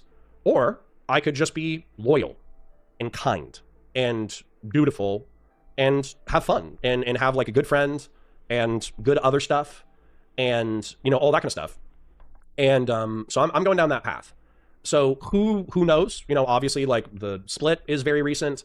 This relationship is very recent. Mm-hmm. She has, you know, baggage from her marriage. I have baggage from my marriage. So it's very young. Who knows? I could literally be bitching to you in like 6 months and be like, oh, chat, this thing happened and now everything... Why don't you get, like, friends? What are you talking... Chat, you guys, I have to tell you all about the woes of my... Chat. Why don't you, like, get a diary? Get a friend, maybe? What? All fucked up. I could be bitching to you in 6 months, but I really hope that I'm not. You know, She's I really the hope that I'm one. not. I really hope that, you know, I'm having fun and I'm in a new relationship where my autism and her personality mesh well, and her orientation towards... This is cancer on the entire male population. Is I'm just a heckin' small autist. I just have a special interest. I'm just a quirky little chungus guy. You are a 40-year-old grown man.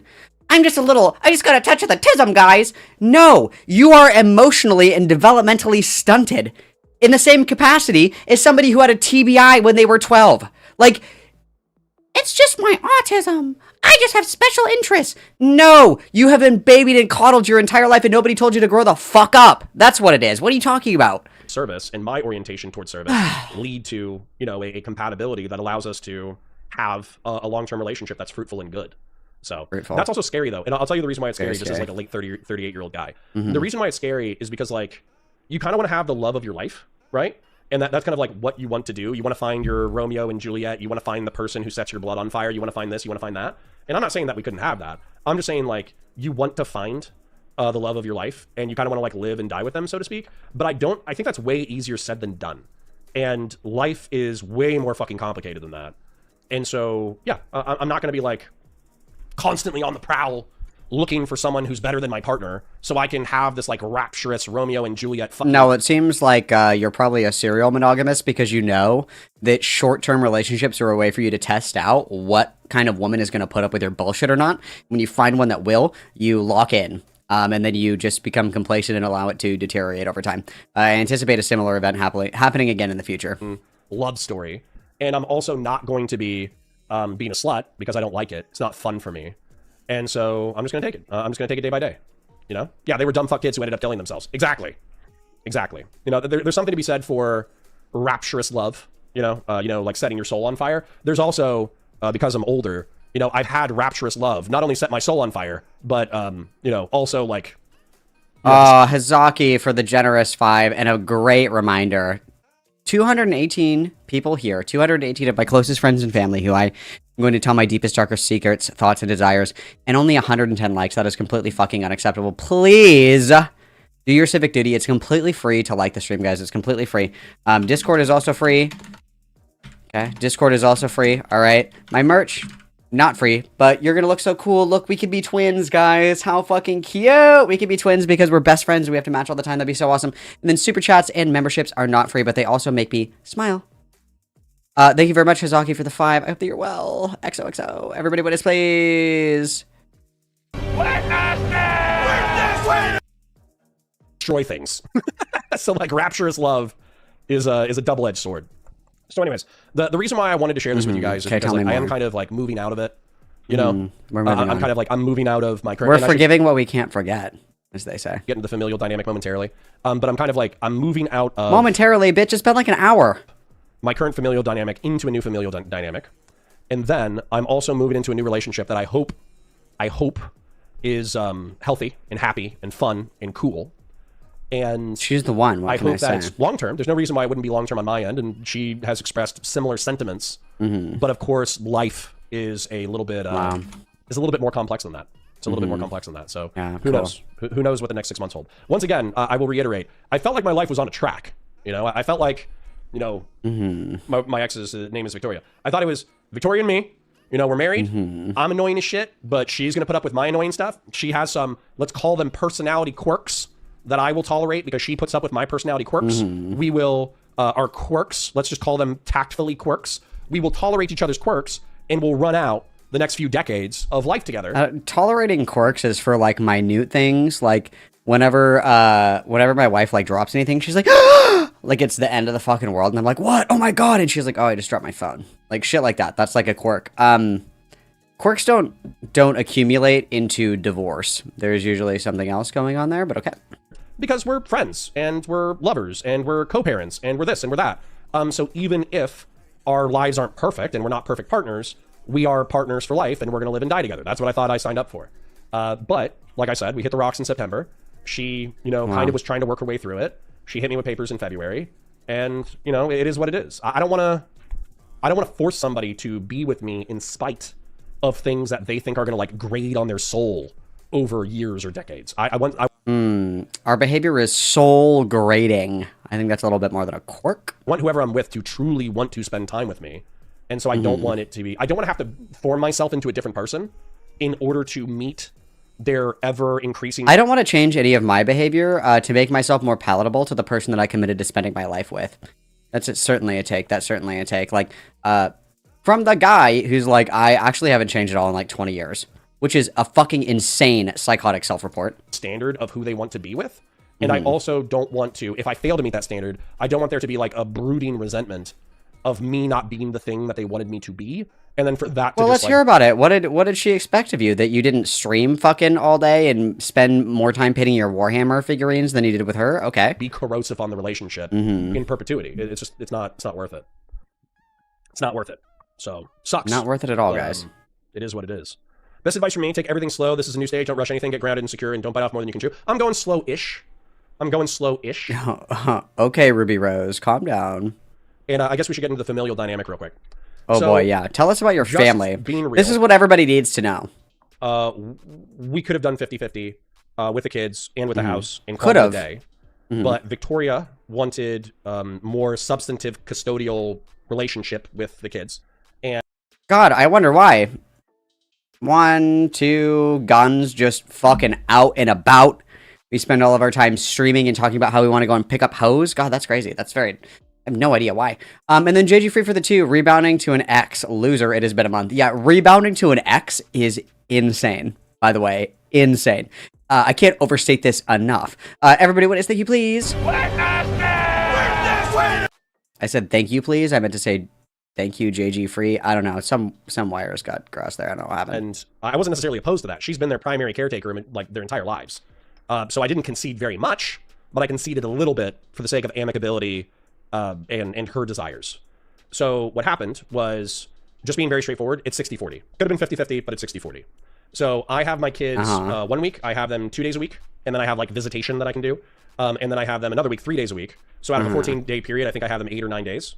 You know, once you add in like the I can visit them at any time kind of stuff. And so, oh wait, hold on, or is it the inverse? I think out of a 14-day period, I have them 5 to 6 days. That's how that works.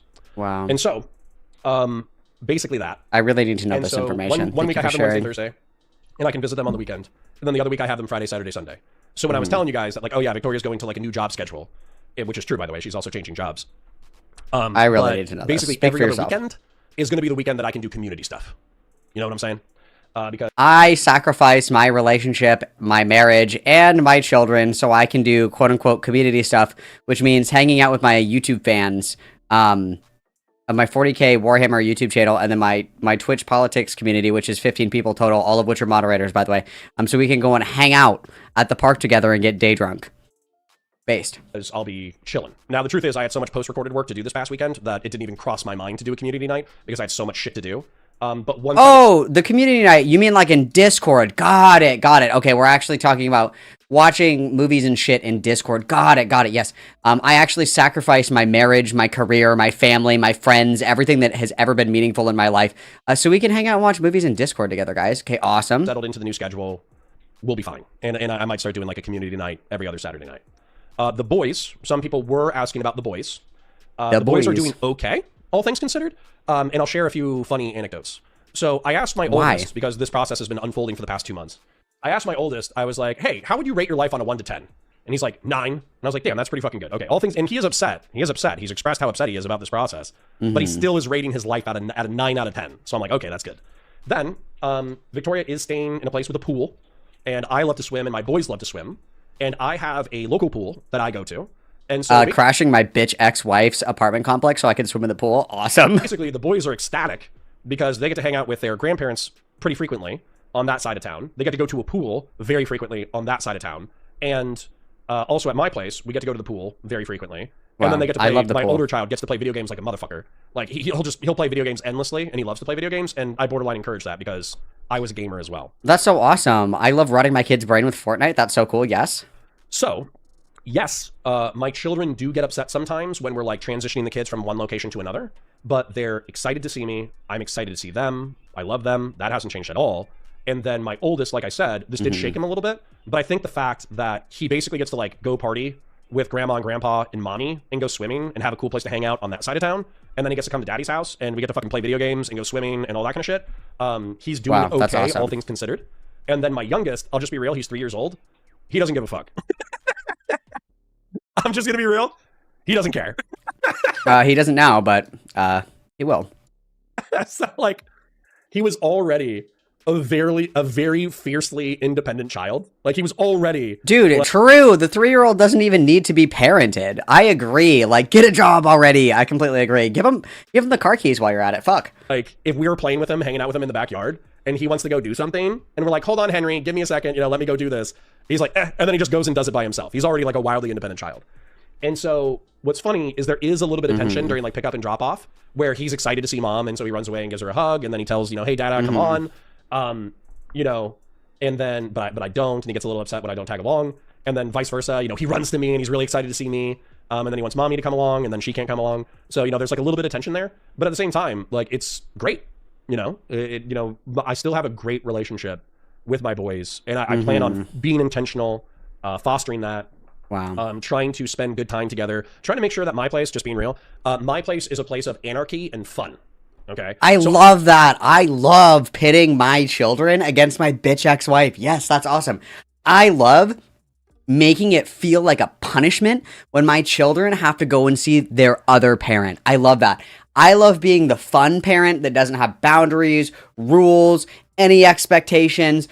So the parent that is actually doing all of the work to raise and rear the children is fucking Satan, and I get to be Jesus Christ over here at the fun house with the pool and the video games and the go fuck yourself attitude. That's awesome. That's awesome. That's awesome, actually. That's great childhood rearing advice. That's great. That's great for their development, is having two parents split against each other. That's really good for them. That's awesome, actually. That's really good for them. Obviously, like, I'm not going to let my children do anything dangerous, but they're going to have fun here. They're going to play with video games. They're going to play in the dirt. They're going to chase lizards. They're going to walk the dogs. We're going to go to the local park. We're going to go to the pool. We're going to do all this crazy shit. We're going to have a lot of fun. And yeah. So I want my place to be like the let your hair down and go crazy place. And then it's not that we have no rules. You still have to do your homework. You still have to brush your teeth. You still have to read a book. You still have to do this. You still have to do that. But it's more fun than mom's. just be yeah, let's just pit the children against the parents. That's fucking awesome. This guy's psychotic. Real. I'm just trying to be more fun than mom's house. We eat more candy, we eat more carbs, we eat more fat, we run around. They're basically Tasmanian devils who destroy my common areas over the course of 48 hours. You know, they just absolutely annihilate my living room and my kitchen every time. That's awesome. No discipline. No discipline. That's awesome. That's awesome.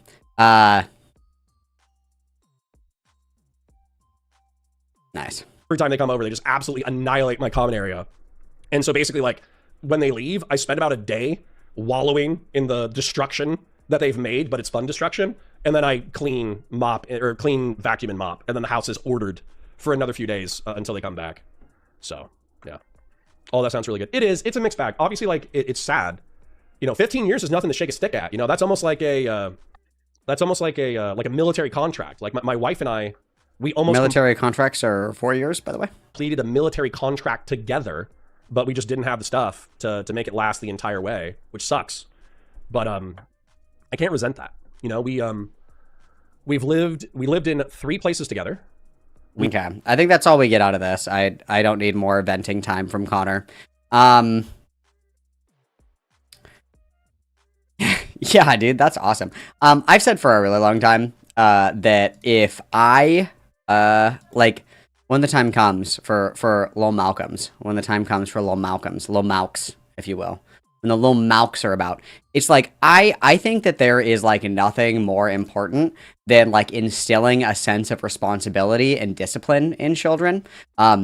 Because I see so many people, in, like, even in society and stuff, like, I have a lot of friends that are teachers, and shit like that, like high school, middle school, and it's like, kids these days have, like, no fucking respect. They have, like, no fucking discipline. They have not a single fucking clue how to behave in public, because nobody's ever told them no, and they're all fucking spoiled rotten. And it's like, if and when the Lil Malks come, when the Lil Malks are here, okay, it's like, it is unbelievable to me, like, the amount of people that say that, like, they cannot, like, quote unquote control their children. It's like, oh, I can't take little Timmy to Walmart because he'll have, like, a level 10 fucking seizure meltdown, like a grand mal meltdown, if I don't get him the new fucking PlayStation controller that's neon yellow. It's like, you, the adult in this situation, are afraid to take your child into public because of how your child will react. Do you hear yourself fucking talking right now? Lil Timmy is 6. And Lil Timmy is controlling your fucking life because you are too scared to say, we're going to Walmart and I'm not getting you shit. Actually, with that attitude, you're not getting shit. It is, like, it's just crazy to me. It's crazy to me. I can't, like, it just drives me crazy. It drives me fucking crazy. Like, even if I go out in public sometimes and there's, like, teenagers and it's like they're climbing up on the tables and shit at, like, Applebee's, and I'm like, I'm not mad at you. Like, obviously this is annoying. Like, I'm trying to enjoy my fucking 4 for 4, if you don't mind, or whatever. My 2 for 20, excuse me. I'm trying to have my 2 for 20. Could you keep it down a little bit? But it's like, when kids misbehave, I'm never upset at the kids. I'm upset at the parents because I'm like, you were taught that this is acceptable behavior. You were taught that it is actually completely okay to disrupt everybody's fucking evening because you think it's funny. That fucking pisses me off. That shit fucking pisses me off. And people like Connor are the kind of people that will raise kids that have like no fucking ability to behave in public. And it's like, oh, it's so exhausting. It's so exhausting. But I'm like not mad at the kids. It's like, you don't know any better because nobody had, the common sense to say, hey, it's actually not fucking funny when you climb on the table at Applebee's. And now that you're, not 4, it's not cute anymore. It's actually demonic that you're like fucking 15 years old and you're jumping around on the tables at Applebee's. That's actually demonic. It's not cute anymore. Maybe it's cute when like a 4-year-old does it, but we're long past that, okay? It's really fucking annoying. Ugh, it's terrible. It's terrible. Absolutely terrible. And then 2-8, get a life for the 2. My parents have a fix called that, and it's called a whoopin'. No one fears La Chancla like they should. I'm just saying, everybody witness, thank you for the 2. All right, let me catch up in chat, and then I'm going to go piss girl and smoky pokey. And then we'll do this Xanderhal video. I've been waiting patiently for this video. Let's see. Yeah, he could have said that in 3 sentences total, but instead we did an hour-and-a-half segment. Like, literally, woman-coded behavior, 100%. The Malcolmings. That's crazy. That's crazy. And kids raised on iPads as well. It's crazy. It's crazy. Absolutely crazy. Yep, and they're very unsocialized as well. I think that COVID ruined an entire generation. Like, obviously, that's not a prolific take. I think everybody agrees that, like, being on lockdown for a couple of years, even if it was necessary, however you feel about that, like, socially stunted so many people from, like, not having, like, a normal, like, school experience. Like, I know people that went to college during COVID, and it's like they just didn't get that social development at all. Like, they missed the whole college experience because it was remote. And I understand, again, like, for a good reason, people feel differently about that kind of shit, whatever. But, like, no matter where you fall on that spectrum, it's like, yes, like, the social development of people that was, like, quite literally interrupted and stunted entirely because of COVID is fucking crazy when you actually sit down and think about it. Quite crazy. Quite crazy. Yep, maxing. No, and I think that anybody, I've said this before, and I'll say it again, and if you disagree with me, you're just wrong.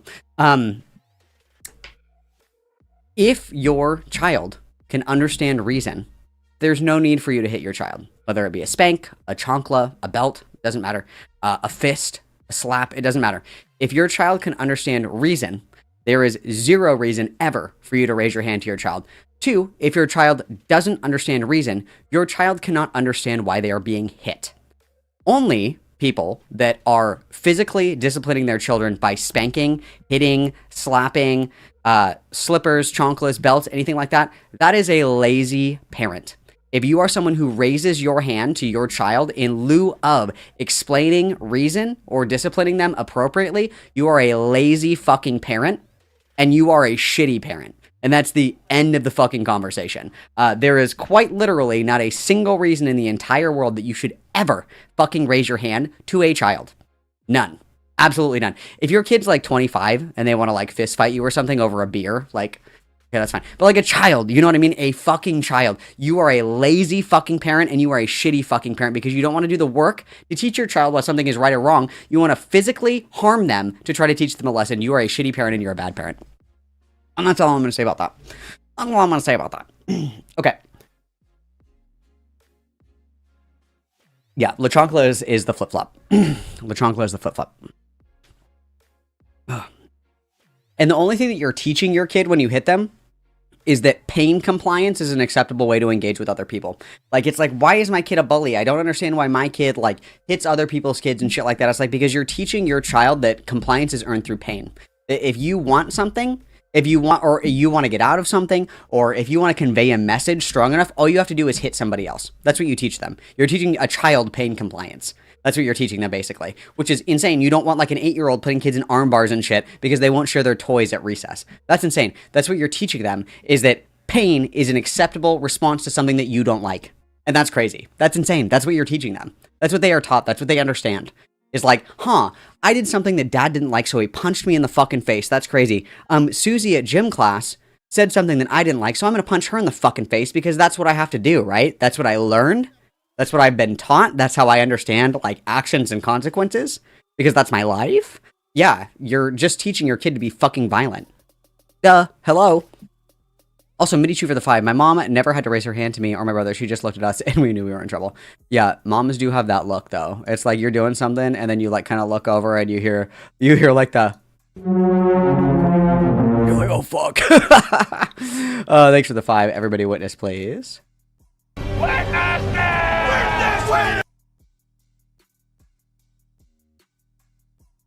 We don't let kids hit each other when they get upset on the playground. So, well, yeah, if the kids can't fist fight, why should you be allowed to fist fight your child? That's crazy. And also, if somebody pisses you off and you're at the bar, you can't just, like, break their nose. That's crazy. You like, if you can't punch or, like, roundhouse another kid, or excuse me, if you can't, like, punch or roundhouse another adult because they piss you off or, like, they do something that irritates you or they do something wrong, why the fuck would you do that to a child? Never mind, like, another grown adult. Why would you do that to a kid? I don't understand. Because the kid is just kind of like, oh, I did this thing, it made dad mad, and now my face hurts. It's like, that's kind of confusing for them, I think. Maybe a little bit. Like, okay, that's awesome. Yeah. All right, I will be right back, guys. I'm putting on key jingling, and then we're doing Slanderhal content like the stream while I'm gone, or I'm going to fucking throw La Chancla at you. All right, I'll be right back. XOXO Gossip Girl.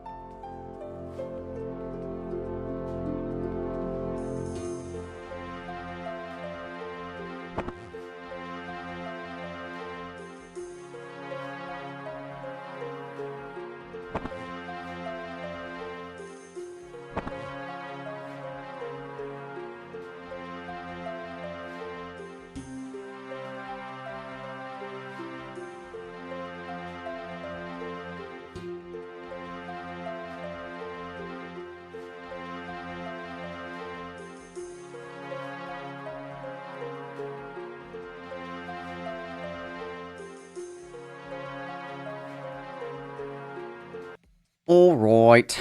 I'm back. I'm back. And I was informed of horrible news that... We've done it. Oh, shit. I was informed of horrible news that Rez is going on an indefinite hiatus from touring, which ruined my fucking life. Ruined my fucking life, you guys. My life is over. I might as well die. But I did see this. I want to share this with you guys.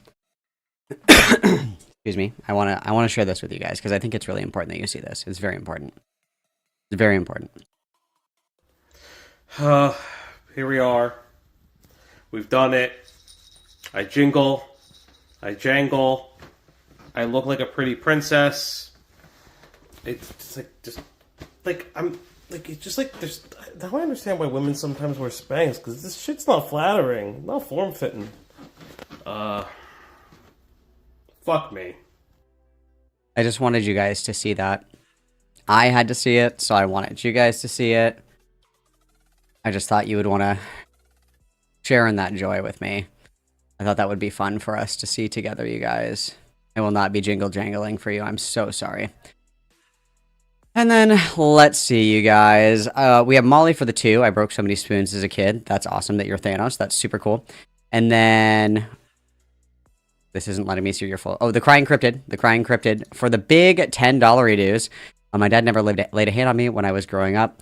All they had to do was give me the coldest stare if I misbehaved, and I respond with yes sir, no sir, real fast. Yep, looks can kill, guys. Looks can kill. And then Star Sailor, going to my first concert, Kesha, in a couple of months. Malcolm, any advice for a first timer? What kind of venue is it? And then Triple Witness, guys, you're being very generous this afternoon, and I love it. Thank you so much, everybody. Witness, please. What concert is it? Because if it's like a festival where you're gonna be there all day, you can buy.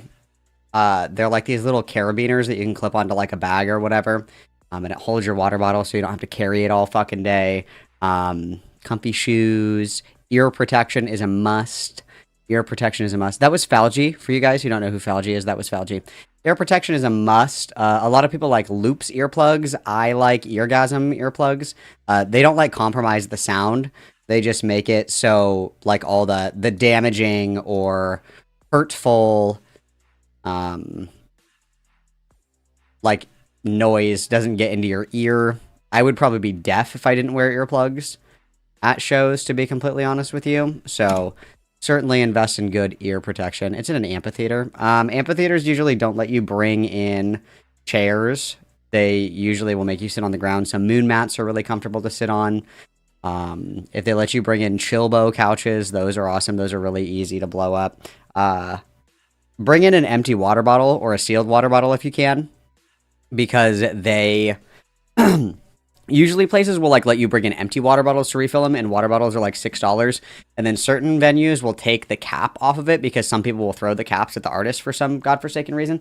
So you'll be walking around with a water bottle without a fucking cap on it, and you can't set it down anywhere, and it sucks. So bring your own like empty water bottle, or like just get like a, you know, like a Dasani water bottle or whatever, and dump out the water so it's empty, and you can bring it in and then refill it yourself in like the bathroom.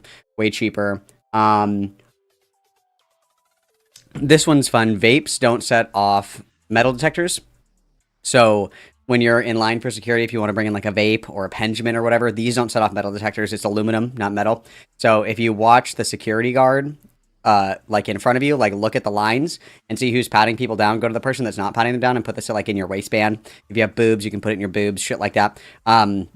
Leg warmers are a great way to get shooters in, so you don't have to pay for alcohol, like shit like that. It's mostly like money-saving hacks that I know best. And the scope out the security lines, for real, because sometimes they'll take shit from you that you're even allowed to bring into the venue. I told you I've had people try to take my inhaler before and shit like that.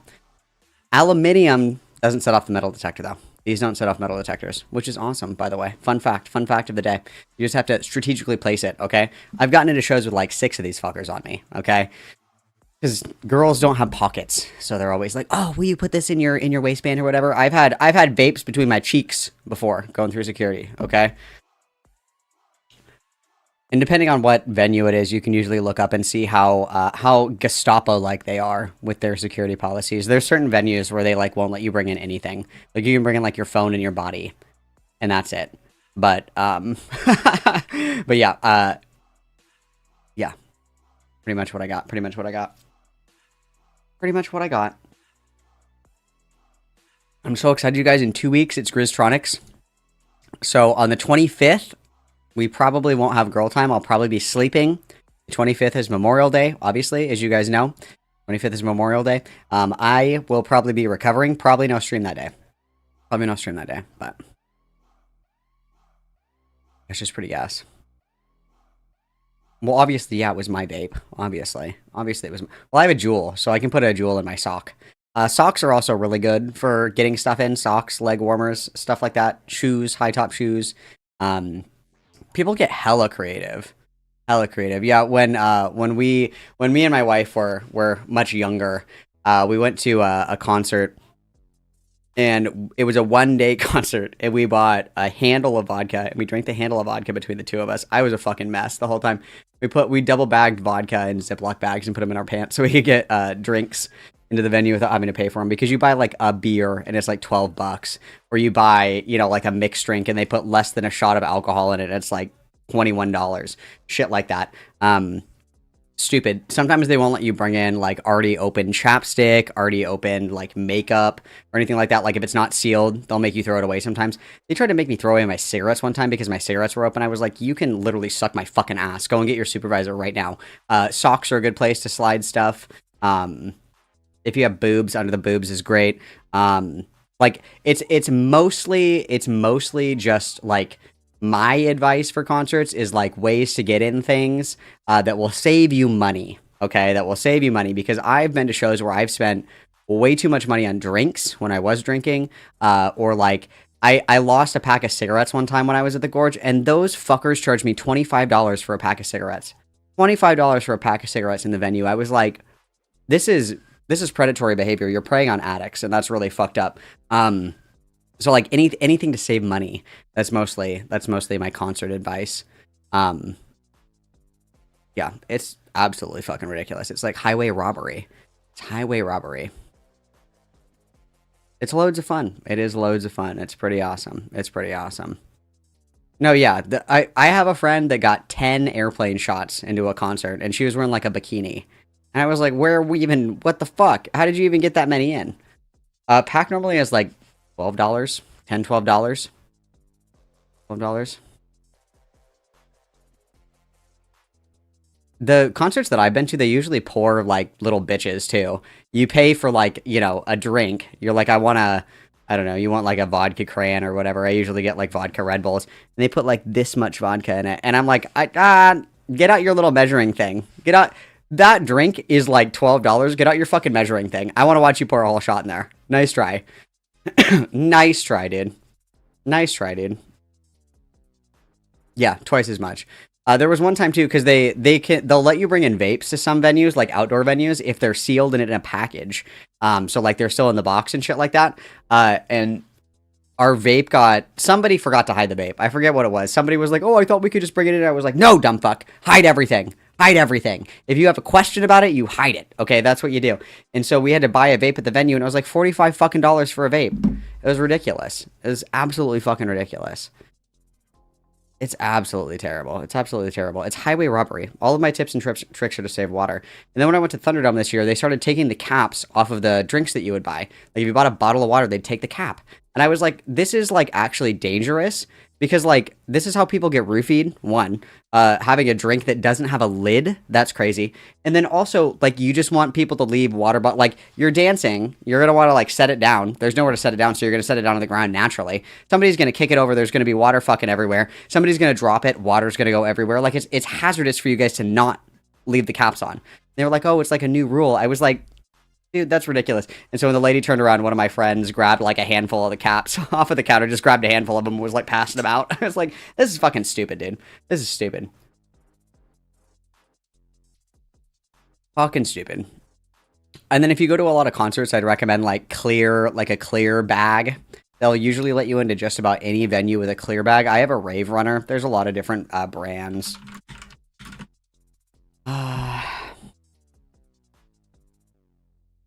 I would go get mine, but I don't want to get up. But like these.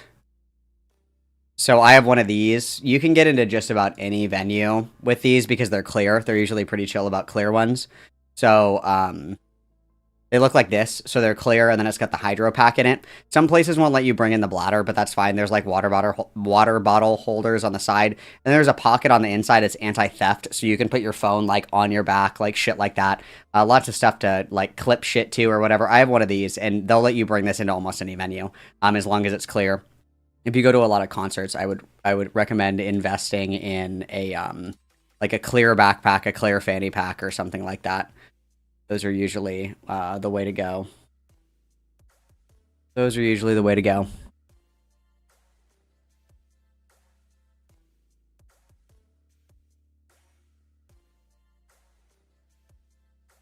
Yeah, you got to bring like 3 pairs of underwear in case you shit your pants like 3 different times. It's true. You can never be over prepared. You know what I'm saying? That's what I'm saying. I think it was. I'm trying to think of like the last ridiculous fucking thing. I think it was the vape. I think the vape was like the last ridiculous fucking thing that I got at like a concert venue. It must have been that. Or like even like a bottle of water is like $6-7. That's just like fucking highway robbery, dude. It's highway robbery.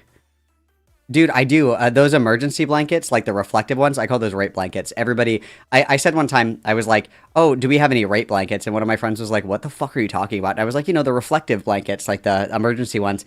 And she goes, those are actually emergency blankets. And I said, so what I'm hearing is that rape is an emergency to you. It's not an emergency? Got it. Okay, nice. Writing that one down. But I always bring those with me. Those are nice. They keep you very warm. I'm glad that I had those, by the way, when there was that shooting at the gorge, and we couldn't go back to our campsite. And so it was like 4 o'clock in the morning. We were all in our slut clothes, and we had those emergency blankets, thank God, because it was fucking freezing outside. We were like curled up. We like penguin spiral curled on the ground with the emergency blankets because we were all in like shorts and like nothing. It was 4 o'clock in the morning. It was fucking freezing outside, and they couldn't let us go back to the camp because it was a crime scene. So it was fucking miserable. But I always have those on me now. I always have those on me. They're very nice. They're very nice. Oh yeah, the other one is they usually will say your bag has to be less than the size of a half a sheet of paper. That's the other, which is like just the dumbest fucking shit I've ever heard. Half the size of a sheet of paper. Why don't you just say like, what, 4 by 5.5? Why don't you just say that? But whatever, dude. I went to Thunderdome one year, and there was a security lady that had a measuring tape. I was like, are you kidding me? Are you serious right now? And I had like my chest pack that's bigger than a piece of paper, and I was like, fuck. I was like, what do I do? I was like, I saw people, and I was like, can I get in your line? Can I cut behind you guys? This lady looks like fucking Joseph Goebbels over here with her fucking measuring tape out. Please, can I come? And they were like, yeah, hurry, come over here. It's terrible, dude. Absolutely fucking terrible. Absolutely fucking terrible. I also keep rape blankets in my car for homeless people. I do. I always do. It's crazy. They're like, you can break, your bag can be this big. Yeah, like a normal piece of paper. They're like half of a sheet of piece of paper. I was like, what's next? We're going to measure the bag volume in hamburgers? What are you talking about right now? That's so stupid. That's the dumbest shit I've ever fucking heard in my life. That's so dumb. So stupid, guys. So stupid. Okay, I'm looking at this. Hang on. Oh, that's happened to me too, Forest Fire Thunder, where I've bought like bags and shit at a concert, and then they're like, you can't bring this in. And I'm like, I bought it here. I purchased it here. What do you mean I can't bring it in? I bought it here. I don't understand what you're talking about right now. Sorry. This is against policy. That's crazy because you're selling it in your venue. That's very interesting that you would say that. Crazy. Okay. Moving on, guys. Moving on. We're going to watch the Rob's Media Xanderhal video. Let's go. Let's go. Let me update this really quick. Hang on. I need to fix this.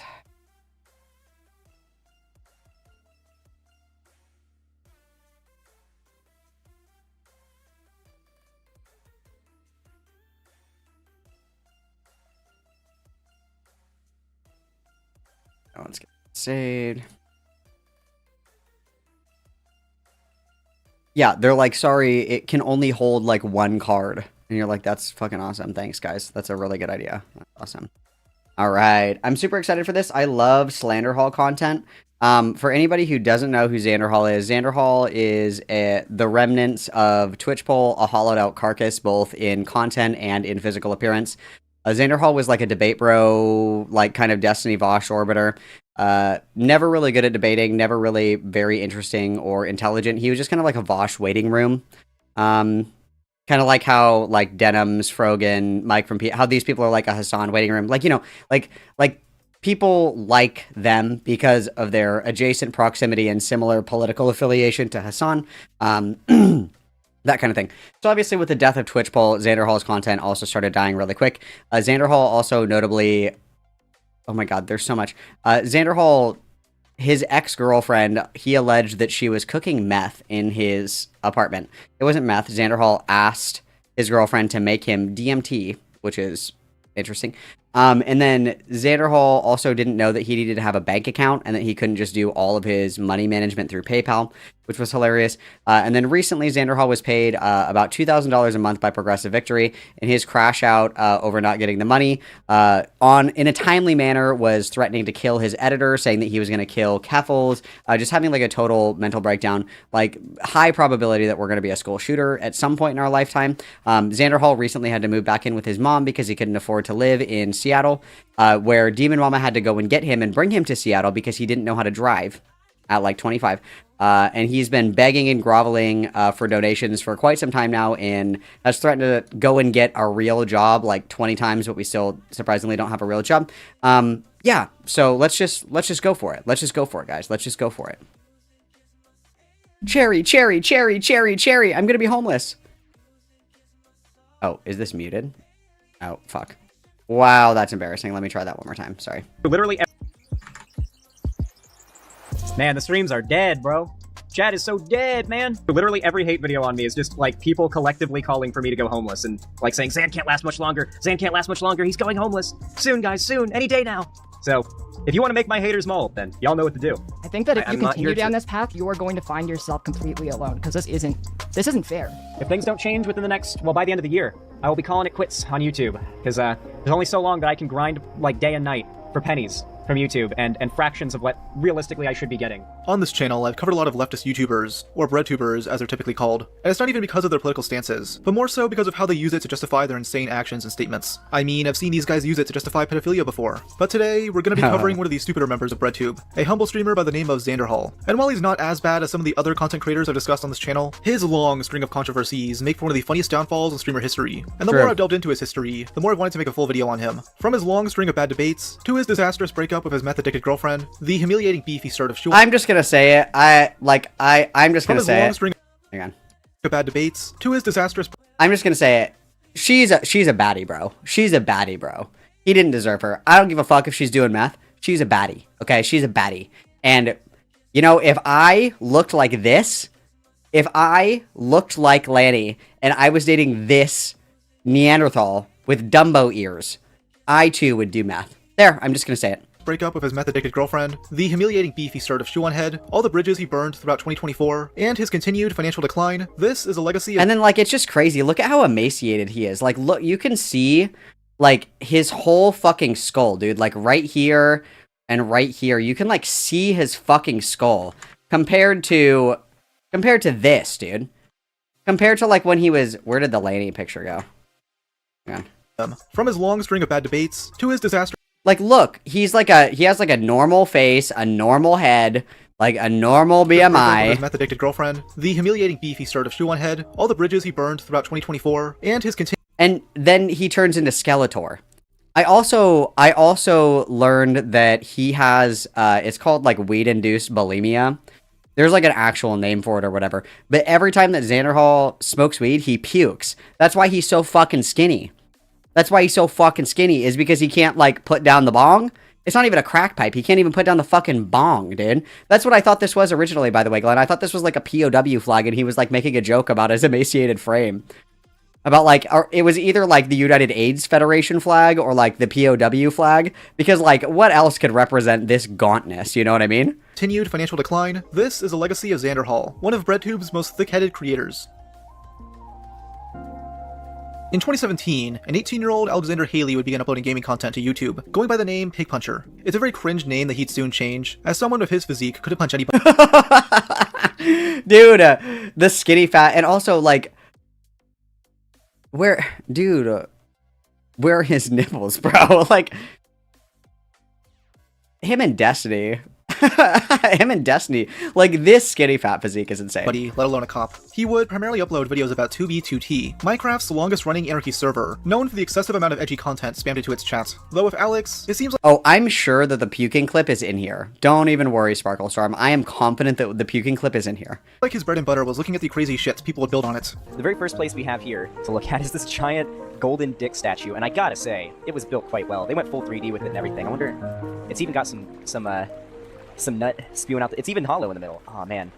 Oh, you can even go down the urethra into the balls. Though going into wow, 2020, that's awesome. he'd eventually change his name from Pig Puncher to Xanderhal, which is a shortened version of his first and last name. He'd begin posting political content, documenting his passage into left-wing ideologies. His most popular videos were about how he escaped the alt-right pipeline, something that's apparently happened to many BreadTubers, though these people were never usually far-right, and at most enjoyed anti-SJW content and found edgy humor to be funny. In Xanderhal's case, he watched— I laughed at a South Park skit, and now I think that racism is bad. Join me on discussing how I broke free from the alt-right pipeline. videos by center-left creators like Chris Raygon and Chewonhead, while also being provocative for attention like most pimple-faced teenagers. I was fully entrenched into the alt-right. I spammed Pepe emotes and did the OK hand signal to trigger the lib. Oh, you just lost the game, sucker! You guys, I used Pepe emotes. I was basically Hitler. And I was no stranger to the occasional anti-Semitic joke. I thought that all the transgender people thought that there was 12 million genders, and you better believe I bought Jordan Peterson's books. You'd think his radicalization— That's totally alt-right. came from all the Nazi shit posted to the 2B2T server, but instead it was videos mocking crazy feminists, which a lot of left-leaning YouTubers made back in 2016. Xanderhal claims he was a victim of the alt-right pipeline, slowly getting exposed to more and more radical right-wing content due to the videos he was You know, it's about time that we got a good Xanderhal hit piece video after DJ Mule literally made everybody defend Xanderhal. Like, I remember watching that video and I was like, you know, DJ Mule, as much as I hate Xanderhal, this is wrong. Like, you know what I mean? You know what I mean? Very sad. recommended. The blame is placed on a lot of the anti-SJW content creators, as if people like Xanderhal don't have free will, cause by 2017, he'd start falling down the leftist BreadTube pipeline. Switching to the complete opposite side of the political spectrum, he began going down this path because he watched the debate Destiny did with the YouTuber JonTron, where they discuss immigration and crime statistics. I came into that debate almost completely expecting this Destiny guy to be a leftist cuck, who would just argue with his feelings while Well, I mean, he is. JonTron would be laying out statistics and proving his innocence to anyone red-pilled enough to see it. I was wrong, and when that long debate was over, my mind was significantly changed.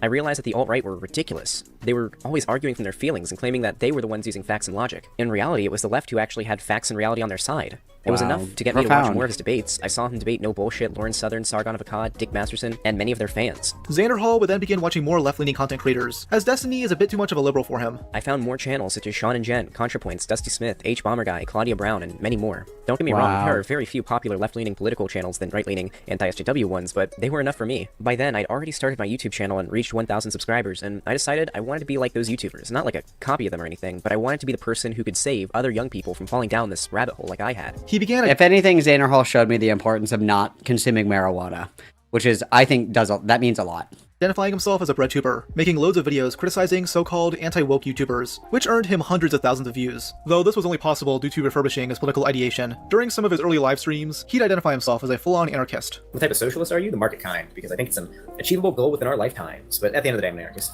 The thing is, I'm against states too. I'm an anarchist. I'm a libertarian socialist. I'm an anarchist, libertarian, socialist.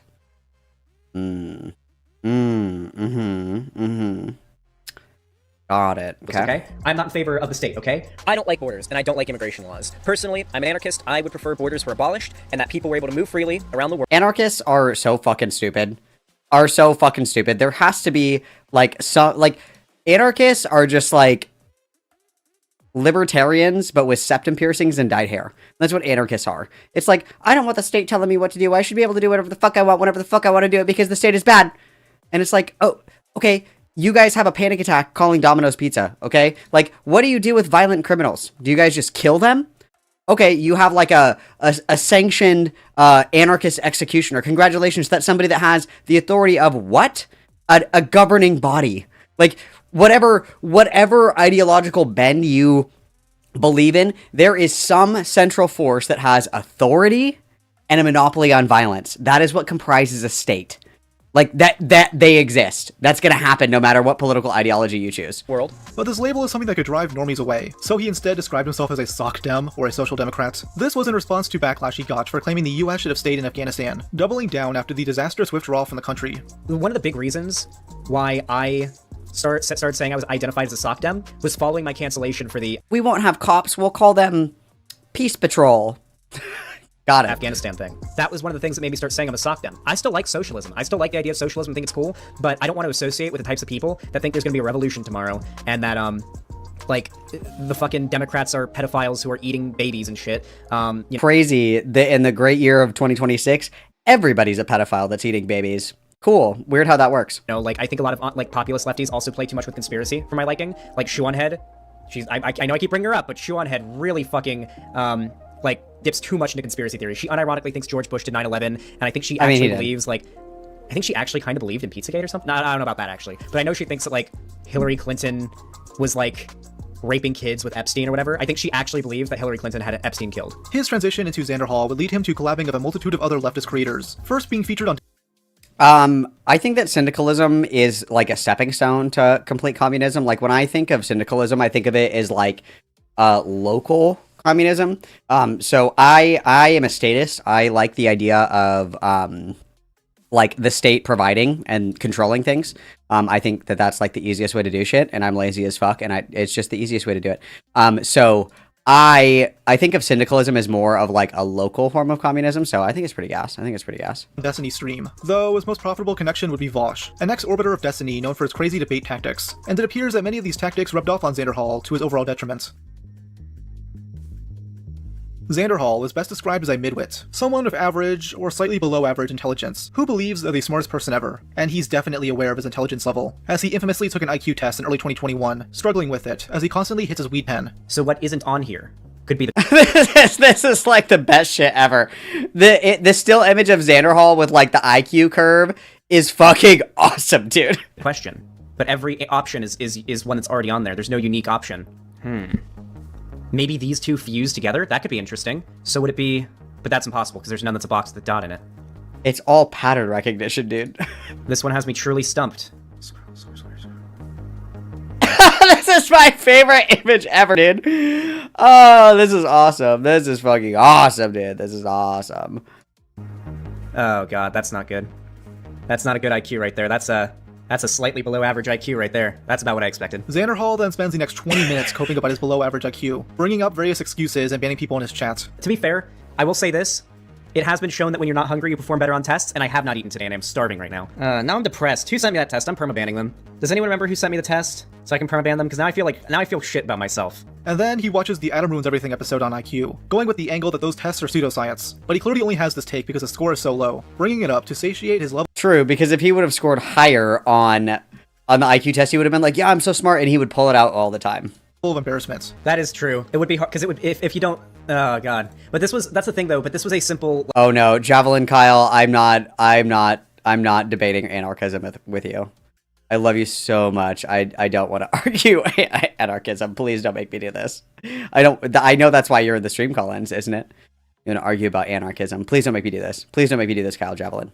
Like, Javelina. Was that English? I'd be concerned for Xanderhal's well-being, but at least his IQ was better than Sneako's. You know, he may be retarded, but at least he's slightly less retarded than the red pill. Common sense is a fallacy, no. My favorite part of this stream is that he ends up calling his mom, since she spent years gaslighting him on this very subject. You suck at this, babe? Oh, listen. Xanderhal would make the argument like, I'm really down with the struggle because I got a low IQ score like all the race realism scientists would say. And you're just kind of like... No, I don't think so. Like, I'm imagining Xanderhal just, like, trying to be woke, but saying the most racist shit about it. That's what I'm imagining. No, Javelina Kyle, leave. No, I shouldn't have talked about politics. I made a mistake. I shouldn't have said it. I'm apolitical. Guys, I'm gonna be honest with you. When I took an IQ test and I was in like 4th grade, my mom refused to tell me the answer. She told me it's because my score was really high and I'd like make fun of people for having a lower score than me. I think it was probably because my fucking score was low, okay? I'm yelling at my mom right now. Hold on. You lied to- The hunt and peck typing also, like, changed my life. Like, watching Xanderhal type like this is fucking awesome. Especially for somebody who's like a Zoomer. Like, do they not teach typing in school anymore? I learned how to type in like 2nd grade. Do they not teach people how to type anymore? The hunt and peck is so symbolic of low IQ. To me when I was a kid. My IQ is below average. What the fuck? Like, how do you play video games and you have to hunt and peck? How do you play a game ever?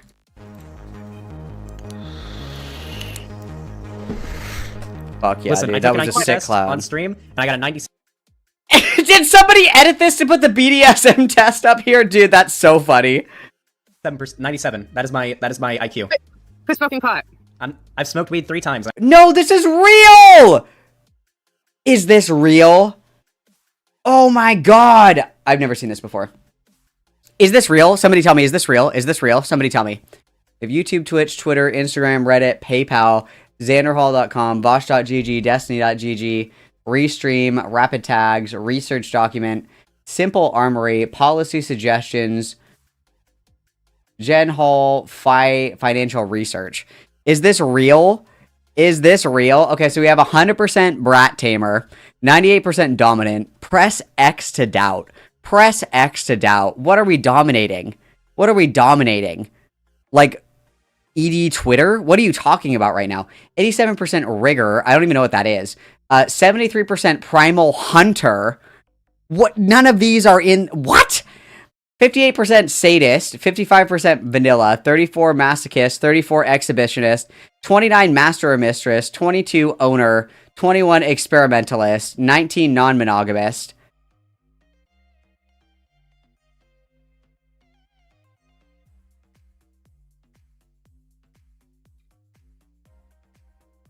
I'm disgusted. I'm disgusted. I am absolutely disgusted right now. I am very unhappy right now. I am very upset. I am very uncomfortable with the energy that we've created in the studio today. This is disgusting to me. This is absolutely fucking disgusting to me. This is terrible. This is absolutely fucking terrible. Ew! Ew! This is so good. The lowest one is Age Player, which is good, I guess. I can get points for that, I suppose. Well, that's crazy. Do you remember when Thought Slime, when Mildred, our dear friend Mildred, accused Xanderhal of having like a polyamorous sex cult, and that like we all were like, ha, that's so stupid and gay. But Xanderhal did have like a private Discord where he was like sexting fans and like sending dick pics. There are people alive that have seen dick pics of Xanderhal. That's crazy. Low for the 7 months of membership. So glad I have this information. Thanks. You're very welcome. I'm happy that you are now in the know with me. Cherry, cherry, cherry, cherry, cherry, cherry. I don't like it. See what it did to your brain? You see, Mitch McConnell was right. Sure, listen to him. He turned into a turtle. The drugs do to you.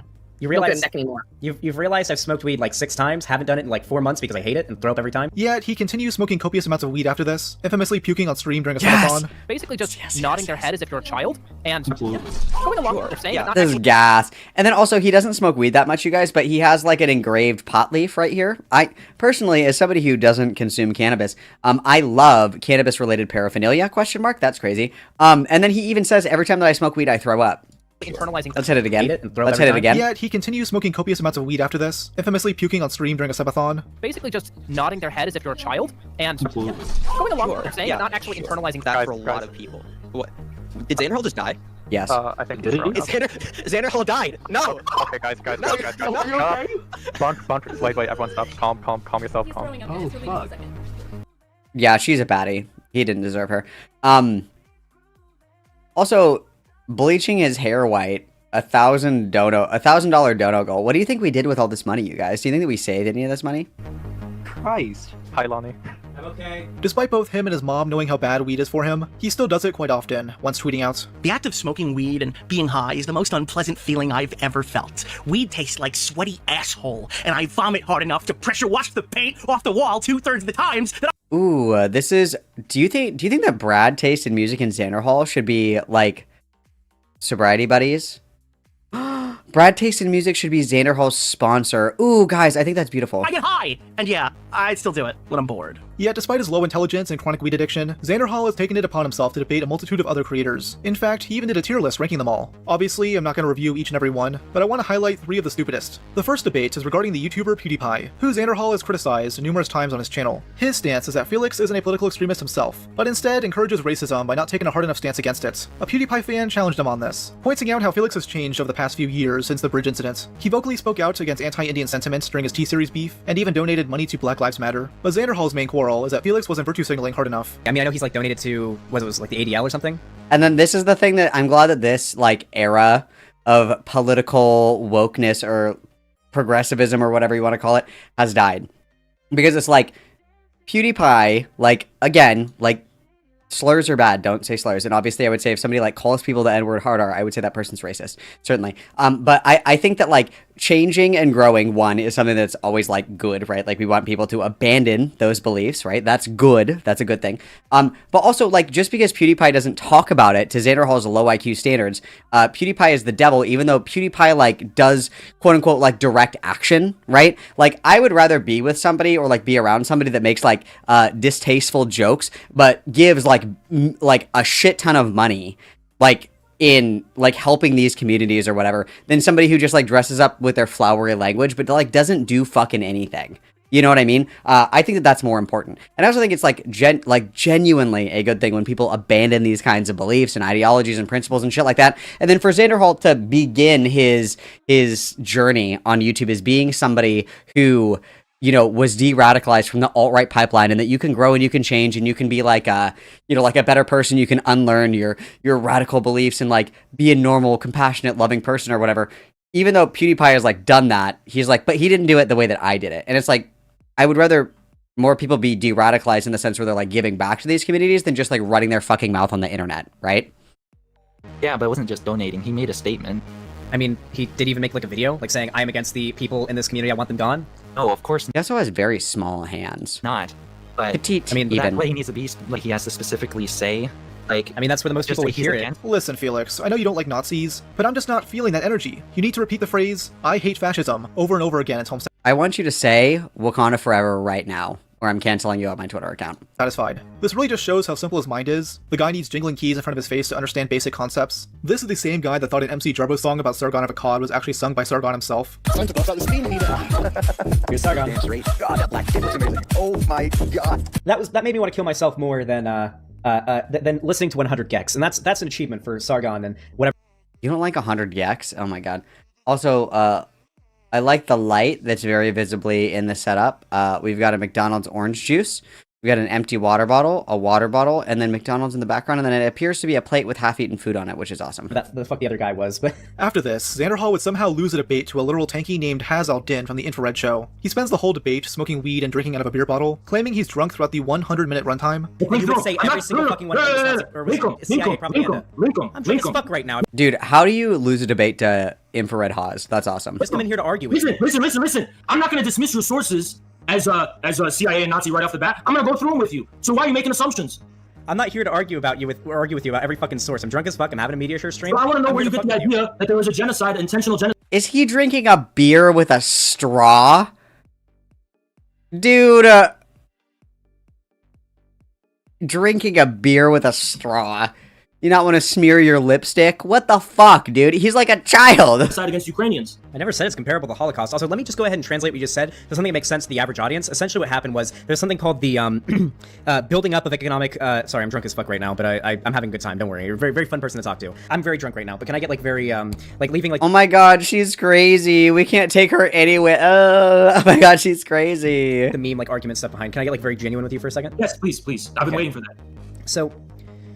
I love socialism. I don't know if my rhetoric is kind of off right now because I'm very drunk, but No, I feel like I understand that. I have to go pretty soon because I'm very drunk and I probably need to fucking end stream soon. Usually when you're drunk, you'll do some stupid shit, but I've never heard of someone getting inebriated and proceeding to debate the communist on geopolitics. And maybe he could have won. This could have been Xanderhal at 1% of his power level. I mean, it was pretty smart for him to use his drunkenness as an excuse to exit a debate. A tactic he adjusted from his previous debates with the YouTube... And the thing that you have to be careful with, too, is that, like, a lot of people that you think are, like, crazy, like, you know, like, Infrared Haz is fucking crazy, okay? That dude spends like all of his time reading about like geopolitics and like geopolitical conflict and theory and shit like that. So even if he's like wrong in his assessment or whatever you want to say, you'll get dog walked on the points. Like that's like, you just have to be careful with shit like that because people are like, oh, this guy, like Richard Spencer's a fucking idiot. Like he's so dumb. Like, yeah, his ideas are really dumb. You're right. But he knows a lot of words, a lot of phrases, and a lot of concepts that will trip you up real quick. Ask yourself. During this conversation, they discuss topics like veganism and capitalism. When Xanderhal struggles to grasp a particular point... Wait, is this Vegan Gains? Who's this? Is this Vegan Gains? Hard for him to use no, listen, Vegan Gains is not white. I don't know why I said that. Excuse to exit a debate. A tactic he adjusted from his previous debates with the YouTuber Ask Yourself. During this conversation... Oh, Ask Yourself, got it. They discuss topics like veganism and capitalism. When Xanderhal struggles to grasp a particular point, he interrupts the convo to ask his chat how to beat Dark Souls. I appreciate that you're trying to put the burden of proof on me, but if you can't prove your point, you should be agnostic, which still doesn't ground you to say all consumption under capitalism is unethical, right? Hold on a second. Hey, chat, how the fuck do I get the thing to go to the DLC area? I killed the Hydra. I have Dusk's ring. I killed the... Gas, dude. We can't just Google that. Awesome. I killed the little crystal dude, and nothing happened. Do I have to, like, leave game and re-enter it or something? To kill the gold one? Where's the gold one? Is it back where the Hydra was? Go back to the lake. Okay. Alright, never mind. Sorry. What were you saying? So not only was he losing this debate, but he was also getting his ass beat by a video game. Bro was managing 2 L's at the same time. Okay, to be fair, Dark Souls sucks, to be fair. I honestly don't know how the situation could get any worse. So you would support a holocaust of disabled people on a moon colony? I mean, yeah, if they were basic... Well, obviously I don't support it for animals, but I mean, if it turned out their human meat was really good, had no health problems, and I was like, yeah, I want some of that human meat, then yeah, maybe. This is like the ultimate fucking veganism debate tactic. Because when you're debating veganism, a lot of people will do the name the trait argument, where you have to like name a trait that makes it acceptable for you to consume an animal, like a trait that is universal to animals that humans don't have. So a lot of people will say intelligence. Okay, well, there are undoubtedly animals that are more intelligent than humans. Okay, communication and speech. Okay, animals can communicate. Just because they can't communicate with us doesn't mean that they aren't capable of like speech and communication. In the same way, if like 2 people are speaking, you know, like French or whatever, just because I don't speak French doesn't mean that they can't communicate. Some people will say that they have to have the capacity to feel pain. There are certain animals that have more nerve endings than human beings do. So it's like you kind of run down this list of like, what trait makes it acceptable to like consume and eat these things versus consuming and eating a human being. And Xanderhal got like cornered in a debate and basically conceded that if there was like a colony on the moon where they put all the low IQ autistic people that had like an IQ below like 50 and there was no more meat to eat, like all other meat was gone, because you find it acceptable to eat animals that have like an IQ below 50 or whatever, would you then massacre, genocide, and eat the autistic people in the moon colony that have an IQ below 50? And Xanderhal was like, yeah, I guess so. I guess I would. What the fuck is happening? I mean, I won't say he actually believes this, as according to his own logic, he'd be placed in the ovens too. The context of this doesn't make it any better. Ask Yourself was basically doing a factory farming argument. We're all pretty familiar with those on the Rob's Media channel, and Xanderhal fell for the bait. And you had like a moon colony far away. You wouldn't even think about it. You just go to the store, just like you do now, and pick up a slab of human meat. There were no health consequences whatsoever for eating it. It was super good, just like a steak or whatever. You just picked it up, you took it to the store, and you know, these humans, like, honestly, would probably be more in my... Can't you only get kuru and shit like that from eating brain tissue, though? Like, if you just ate, like, somebody's arm, like, you wouldn't get, like, a disease, right? It's just from other brain tissues. Like, there's kuru and then there's another one. But isn't that just from, like, eating the brain? I thought that you could just, like, eat an arm or something and you wouldn't get kuru. My moral system more moral than, like, buying my computer parts. So I'm pretty sure most of them were made from, like isn't lithium in computers? There's, like, tons of people die mining lithium, right? Like, there's probably more human cruelty that goes into my computer that I'm using right now than would in this, like, theoretical situation. So, of course, if I want to be morally consistent, I would be fine with this. Dude, Vosh ruined this guy's brain more than weed ever could. He was a step away from debating the ethics of child pornography. And this is going to be a real hot take. I have yet to hear a convincing moral or legal argument as to why possession of child pornography should be illegal.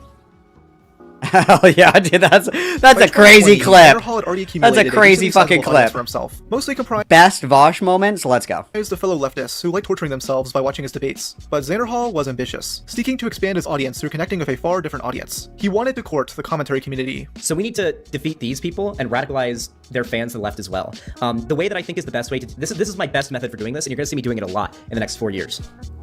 Leftists need to... People also argue that Jeffrey Epstein, I almost said Jeffrey Dahmer, but probably Jeffrey Dahmer too, that Jeffrey Epstein had kuru because he would take videos of like the sores in his mouth and that those are like consistent with kuru.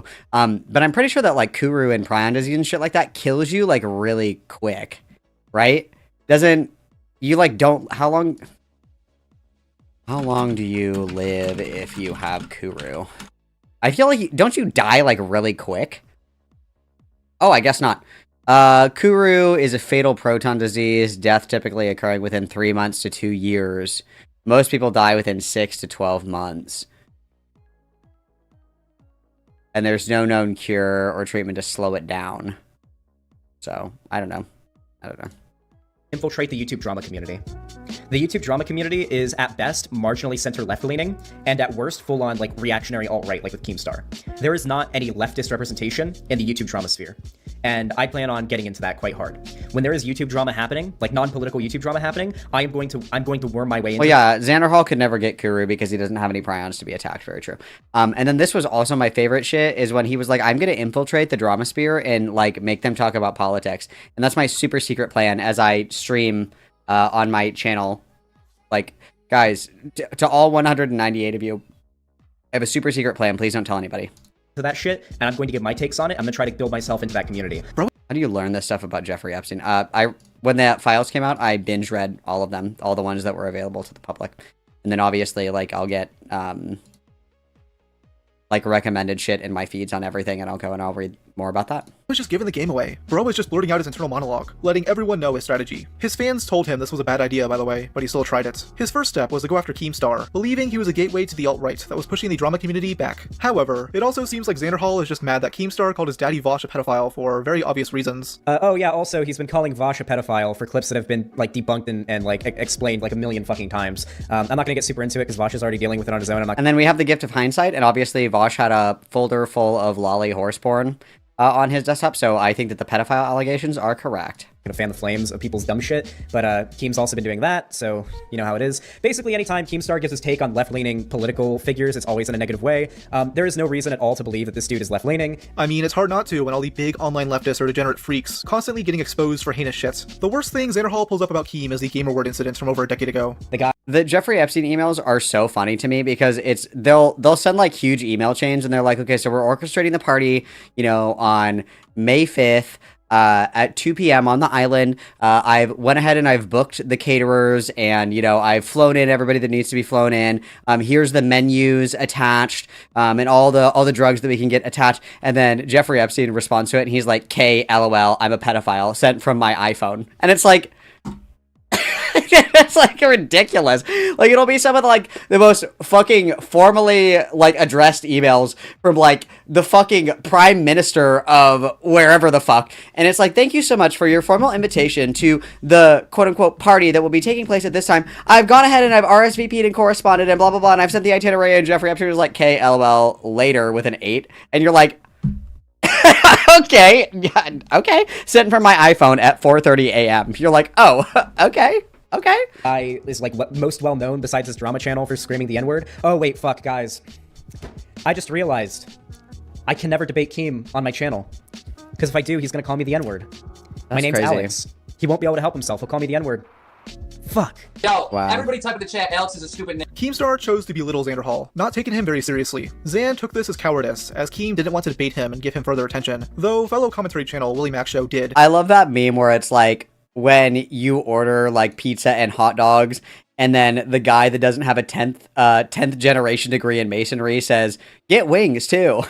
I love that meme. Taking potshots on Twitter, he described Xanderhal and those like him as literally a bunch of 16 to 24-year-olds that think they have the whole world figured out. The two would debate shortly after on Augie RFC. Very rare, Willie Mac Show W. Very rare. Show, with Willie mainly taking aim at how cringy Xanderhal can be. Hello everyone, I come in front of the Commentary Council today, where all major decisions on drama happen. Augie RFC, thank you for having me. Welcome. And I want to discuss the cringe lord Xander. Oh. Today I charge Xander with 4 major crimes against commentary. 1, Xander is a completely dishonest debater. He makes absurd comparisons while doing complete mental gymnastics. I'm charging Xander with numerous counts of being a bitch-ass backpedaler, while never admitting when he's doing it. He always comes up with some excuse for why it makes sense. Xander is also a wishy-washy little boy. In the same video, he'll go back and forth on the same opinion several times he doesn't even notice, which I find pretty interesting. And finally, the dude is a self-admitting grifter. I mean, you even heard it when he first came in the call. A big point of contention is that Xanderhal believes you shouldn't criticize female creators like Pokimane super hard, because you could potentially attract misogynists into your audience. He clearly doesn't know why Pokimane is hated, especially amongst the commentary community, claiming all the drama surrounding her is— Oh, I remember this. He was like, everybody's just hating on Pokimane because she's a woman.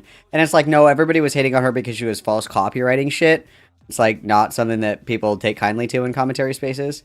Just like clash of cultures, right? Is a massive nothing burger. Just ignore the false copyright strikes and attacking people's sponsors. She's a woman, and misogyny exists, so you can't go after her. You gave your opinion on Pokemon. You literally summarized all the hate for Poke as everyone hates her because she's a girl. Yeah, and, definitely. And we don't know what copyright is. You're completely wrong. Yeah, on no, that. I don't think that most people would hate Pokey as much if she was a dude. Absolutely. Yeah, no, the drama around Pokemon is probably some of the biggest nothing burger I've ever seen in my life. Dude, Absolutely. that is such a load of shit of you not knowing anything you're talking about on that. No, subject. I've seen a shit ton of the content around Pokemon. Probably the biggest propagator of it was Leafy, who literally went on about how he was never going to stop making videos on Pokemon until he got banned. Dude, that's the when he equivalent. did, everybody got really That's angry. the equivalent of saying the content cop on Leafy is only about his chin. Like, you're missing the greater picture there. It's all very gay, and the debate ends with the two name calling each other, which is pretty funny. Xander, you just sound like you're fucking crazy, dude.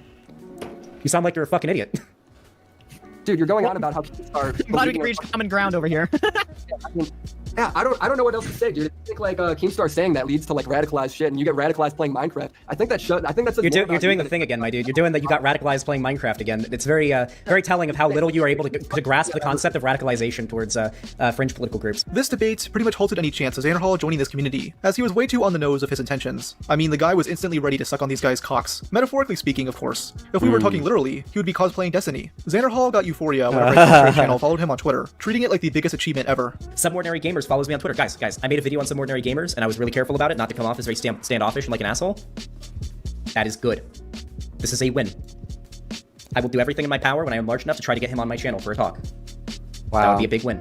Xanderhal was still somewhat... It would be such a win to talk to Mutahar, guys. That'd be a huge amicable win. with certain commentary channels, most notably appearing as a guest on the Half-Baked podcast, hosted by Nicholas Diorio, Turkey Tom, and Lord Vega. Shout out to my boy Vega. While watching this episode for the first time, it became pretty apparent one of the reasons why he wanted to assimilate into commentary. Xanderhal wanted a more mixed audience, wishing to escape the woke scolds criticizing his language, citing a comment from D'Angelo Wallace. But I believe that you got into some trouble for saying retard on a stream. And I think, actually, funnily enough, D'Angelo Wallace was in the comment sections of one of those videos being like, wow, he's ableist or something like that. And I was curious about your thoughts on the use of like kind of words like that. And like, is it okay to say fat? Is it okay to say retard? Oh god, D'Angelo Wallace was upset about that. Oh, that one hits hard. That one. Oh, yeah. So it was just like one comment, but yeah. Yeah, I've just decided to stop saying it because it was just causing so much shit and that kind of drama. Like, it's not that much. Though he eventually ceased any direct engagement with these guys, as he found the drama community as a whole to be toxic, which is ironic, as Xanderhal would then go on to associate himself with far more toxic people. It's really unfortunate how much like the right has their claws dug into EdgeTube and like the commentary drama community, because it feels like it's almost one big amorphous blob at this point, but it's really not. Like, there is more nuance to it. Oh, I miss the baby bottle flume so much. Baby bottle flume, my beloved. I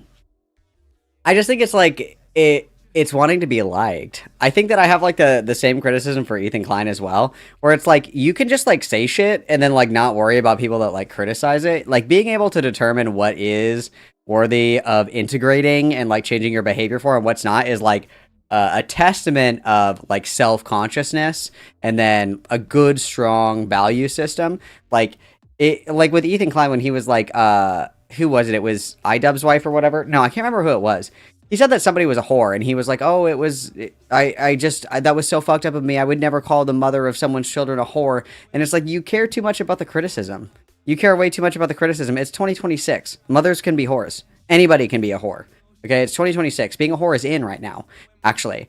Say it with your chest. But it's like as soon as somebody is like, oh, you shouldn't say that, it's very disrespectful. It's like, oh, I didn't mean it like that. Oh, please, I'm so sorry. It's like you have to decide like what is criticism worth integrating and what isn't. And I think that he has like a difficult time with that because like obviously my humor is very off-putting, obviously, to a lot of people, clearly.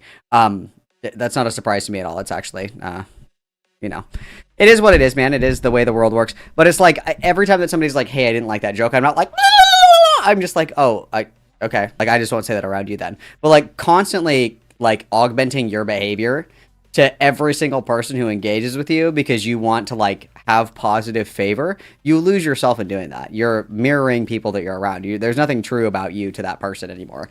So it's like he just cares way too fucking much about what other people think. And I agree, more MILFs. I agree. To it than that. It's just, it can look like that from the outside looking in when there's so much like edginess and like toxicity from like the surface looking down. Xanderhal has discussed numerous times on his channel that he used to be an incel, an involuntary celibate. At 16, he got rejected by a girl and became completely disinterested in dating, believing he was an ugly freak. So he turned to the internet, quickly becoming radicalized, as he seems really susceptible to that. I was a bit of an incel. It's probably what led me to being more right-leaning when I was younger. I literally... Fuck. Back before our incel was banned, I browsed that subreddit on the regular. But then, when he actually Wow, got some this is pussy, he shocking. started locking in. He started mewing and bone smashing to achieve the perfect jawline, becoming an ultimate stud. If I'm being real, I've actually got like a lot of women that go after me. A lot of it is probably because of my notoriety online, but like a fair amount of it is. Dude, this guy is just beating the hose off with a stick. Just beating the hose off with a stick. This guy who looks like he's from a Wallace and Gromit animation. Because I like, as much as I meme about it, I think I'm a fairly good-looking guy. Like in terms of like, I've got pretty fucking strong jawline. I mean, you know, you can tap the fucking jaw there. I got a pretty strong chin too, you know. He even brags about porn. How do we fix Xanderhal's appearance, you guys? How do we fix it? First of all, this haircut is not really doing us any favors, okay? I like short hair, okay? But we've got some good texture in our hair. Got some good texture in our hair. I would say undercut. Okay, good texture. The beard and the mustache have to go. Okay, too scraggly, too scraggly. You gotta wait till it comes in thick. I lived many years of my life without a mustache because it wasn't thick enough. It looked like shit. Okay, get rid of that. Also, look at this shirt. Look at the fit of this shirt. Not very good at all. Maybe like a shirt with a graphic design on it, maybe. And we could maybe even go for a shirt maybe like half a size bigger so we can hide our man boobs and protruding emaciated twink belly. That's what I think. And also we could sit up straight and maybe do something with the eyebrows. Maybe get like a shape going on here, and then a tan, and then we're ready. Stars in his DMs, which all confident men do. I've literally had like A-tier porn stars hit on me, okay? I'm not joking around about that, right? Like I literally. You guys, I am so serious. Megan Fox asked to fuck me. I'm just gonna say it. You may not believe me, but I'm being dead fucking serious. Megan Fox said she wanted to fuck. It's true. Literally. Ask my mom. I'm literally friends with this woman. All right. Let's just say you can get out of the incel shit, okay? But now, as a far left political commentator, I think that was a man. Dude. This is terrible. I'm sorry. Let's just say you can get out of the incel shit, okay? But now, as a far-left political commentator, Xanderhal has transformed himself into a white knight, defending women online who he believes are exempt from criticism. Yeah, what gagungular bone smashing routine, what facial masculinization surgeries does Xanderhal need to be a gigapassoid? Though just like his defense of Pokimane, it's always completely performative, labeling all hate as misogyny instead of treating it with the nuance it deserves. During 2020, he chose to defend the YouTuber iDubbbz when he was getting called a cuck for allowing his then girlfriend to start an OnlyFans. The people who are jacking off to another dude's girlfriend to the thought of fucking her when he's the one that's fucking her, and they don't actually get to do it. The guys going on her OnlyFans and paying her money are the cucks. iDubbbz is the one that's fucking her. How is she a cuck? Or how is he a cuck? Yeah, they're projecting pretty hard. No, 100%. This argument makes no... I mean, like... You're like view cucking, I guess. This is like levels of porn sick that I don't care to get sense into. to me, since Anissa isn't fucking Ian on camera or anything. Also, the reason people call Ian a cuck is because OnlyFans creators, or their managers, usually have to message their fans and take requests for their content, something Ian wouldn't be a part of. Xanderhal would also defend both Bad Bunny and Invader V when they crashed out on livestream begging for donations. He claims the hate against them has gone too far, but the worst examples he can find are people calling them Twitch thoughts. You are a 30-year-old woman going through life by begging for donations from internet virgins. Damn, your legs are pretty hot. Guess I'm obligated to pay $5 for that service you offer. You don't deserve subs. Like, oh god. The Quartering made a video on it. I'm sorry. But like, we have to agree, even if you think that video was like, if her tone was distasteful and inappropriate, you have to admit that it's being taken way too far. And people need to stop using the whole like Twitch thought begging for money thing as a justification for... Well, it's like ungrateful, one. It's entitlement, two. And then three, it's like you're using your sexuality to get money, which isn't like inherently wrong in my opinion. Like if it's like, oh, I might spill water on my white t-shirt, ah! Like... If you donate to me, ooh, like that's okay, whatever, that's fine. But let's not like mince our words and just be clear about what it is. You're like thought baiting.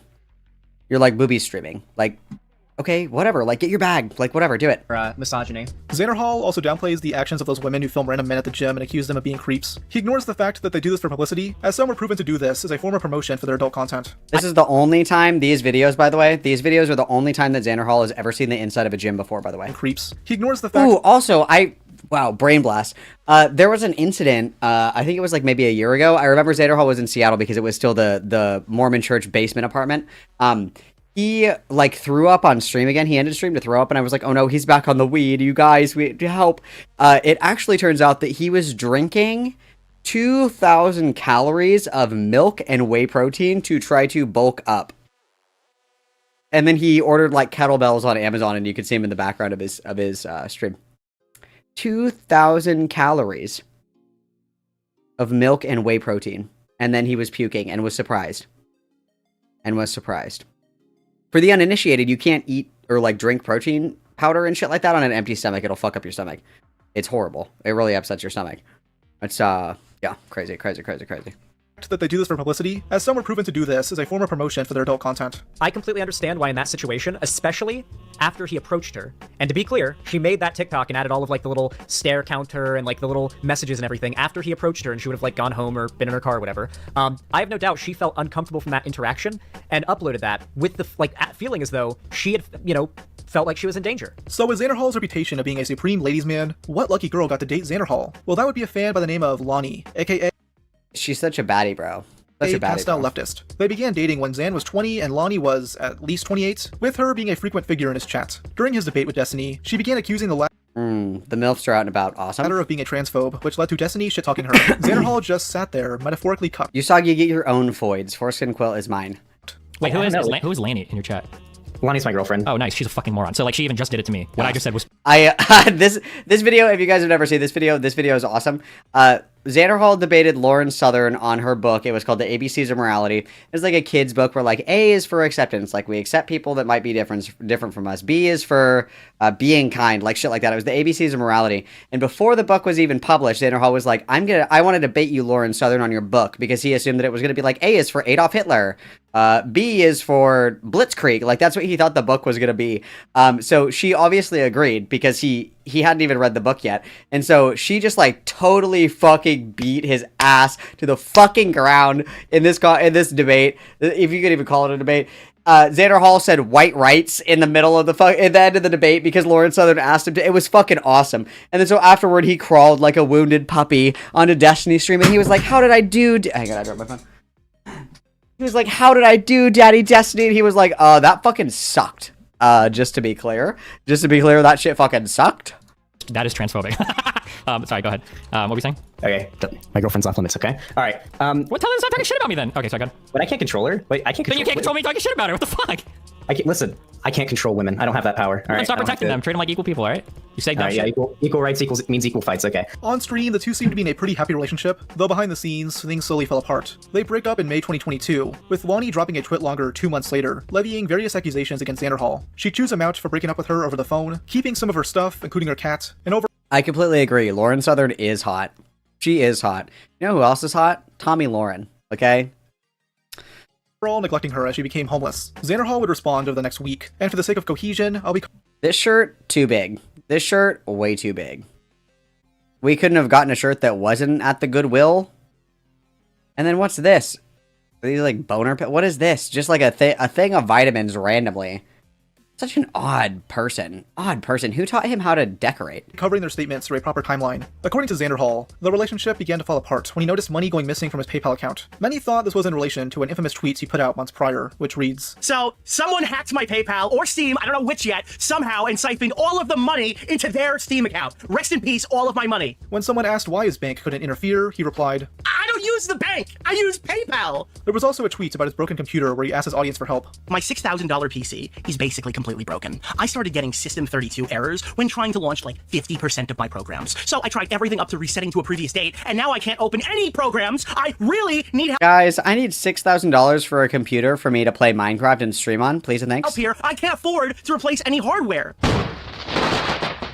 So Xanderhal already had a reputation for being financially irresponsible, though he claims the PayPal tweet was misinterpreted. At the time, he was in between banks after moving to California, though the thought of Xan keeping some of his money in a Steam account is really fucking funny to me. Maybe buying Steam games to him is a new crypto. I just hope he doesn't get rug pulled after buying a bunch of gacha games. But Xanderhal clarified that this situation was completely separate. He noticed that certain transactions were being hidden from him on his business PayPal account, including one for a gambling app that he had never used. He confronted Lonnie on this, to which she replied, nuh-uh. In hindsight, he realized that it was Lonnie doing this, as he had later learned from his ex-best friend that she was addicted to drugs and gambling, though at the time, she made various excuses for why his money was going missing. Before this, occasionally money would get stolen or go missing, and Lonnie would attribute it to debit card skimmers and gas pumps, or her losing the card, which I would promptly deal with by canceling said card and ordering a new one from PayPal, which takes 10 business days to arrive. In her twit longer, Lonnie claims that she always kept takes 10 business days. You're just fucked then. His debit card on her, and it happened to be stolen from her car alongside her laptop. This guy must be Mr. Magoo or something, because how the hell did he not put the pieces together already? The money, Skylar. Where is the rest? Skylar. Where's the money? Eventually, Xan got tired of her leaving the apartment for long periods of time with his money, so he got new cards and broke up with her through text. He began moving out, partially because Lonnie wasn't paying rent like they agreed to, instead spending the money on who knows what. He learned that they were 8 months behind on rent, but his landlord went easy on him as Lonnie had apparently been hiding their notices. Funnily enough, the apartment complex manager also let me know that she had been leaving notices on the door for the last couple months informing us that we were behind on rent and the consequences of not paying it, but I never saw any of these until after Lonnie got her job, so I'm guessing she was hiding those too. At this point, Xanderhal just wanted her to pack her shit and move out, even allowing her to enter their apartment when he was away. Instead, she'd occasionally stop by to change clothes and see her cat, spending the next several weeks couch surfing and sleeping in her car. Xanderhal theorizes that she was stalling so he'd get an eviction on his record. I messaged Lonnie and I informed her I was no longer living there anymore and it was time for her to start packing her things up and finding a place to live. But she would argue with me and claim she had nowhere to go and nowhere to put her stuff. I told her that did not matter to me. The apartment complex told me, and she already knew from the notices on the door, that in 1 month they would be evicting, and everything in that apartment was going to end up in the county dump. I also informed her that if she didn't voluntarily move out of that apartment and she's still living there on the day that they come to inspect, then I'd get an eviction on my credit and wouldn't be able to rent again. She needed to move her stuff out.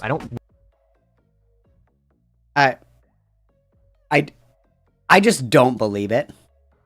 I just don't believe it. I don't know how you can go 8 months without paying rent and not being evicted. It just seems like bullshit. Wish homelessness on anyone, but it just had to happen. There were notices being put on the door for months, and she was hiding them. She knew this was coming. She had plenty of time to prepare. Xanderhal would then have to place her stuff in a storage unit, and took her cat Luna with him due to the AC not working. Lonnie says this was just an excuse to steal her cat, despite Xanderhal clearly not wanting to keep it. She then proceeded to lock him out of their apartment for days on end, and Xan got a letter in the mail showing that Lonnie was trying to get a credit card under his name, and after some quick digging, it turns out she had tried this twice before. So he decided to press charges on her for multiple counts of identity fraud, but before he could report this to the police, he was alerted that Lonnie got arrested for something completely different. In her tweet longer, she says it was just because her vehicle registration expired, and that they searched her car because her friend was on probation, but then Xanderhal pulled up her arrest record saying, "You stole," which was crazy, by the way, for him to post this, which was crazy. "my money. You spent it on a secret meth addiction and just got out of jail. We broke up over a month ago. This is a sad attempt to extort me. More information coming soon." So yeah, not only did she get in trouble for having an expired license, but she also had fictitious checks and was in possession of methamphetamine. The guy she was with had an out-of-county warrant for his arrest, and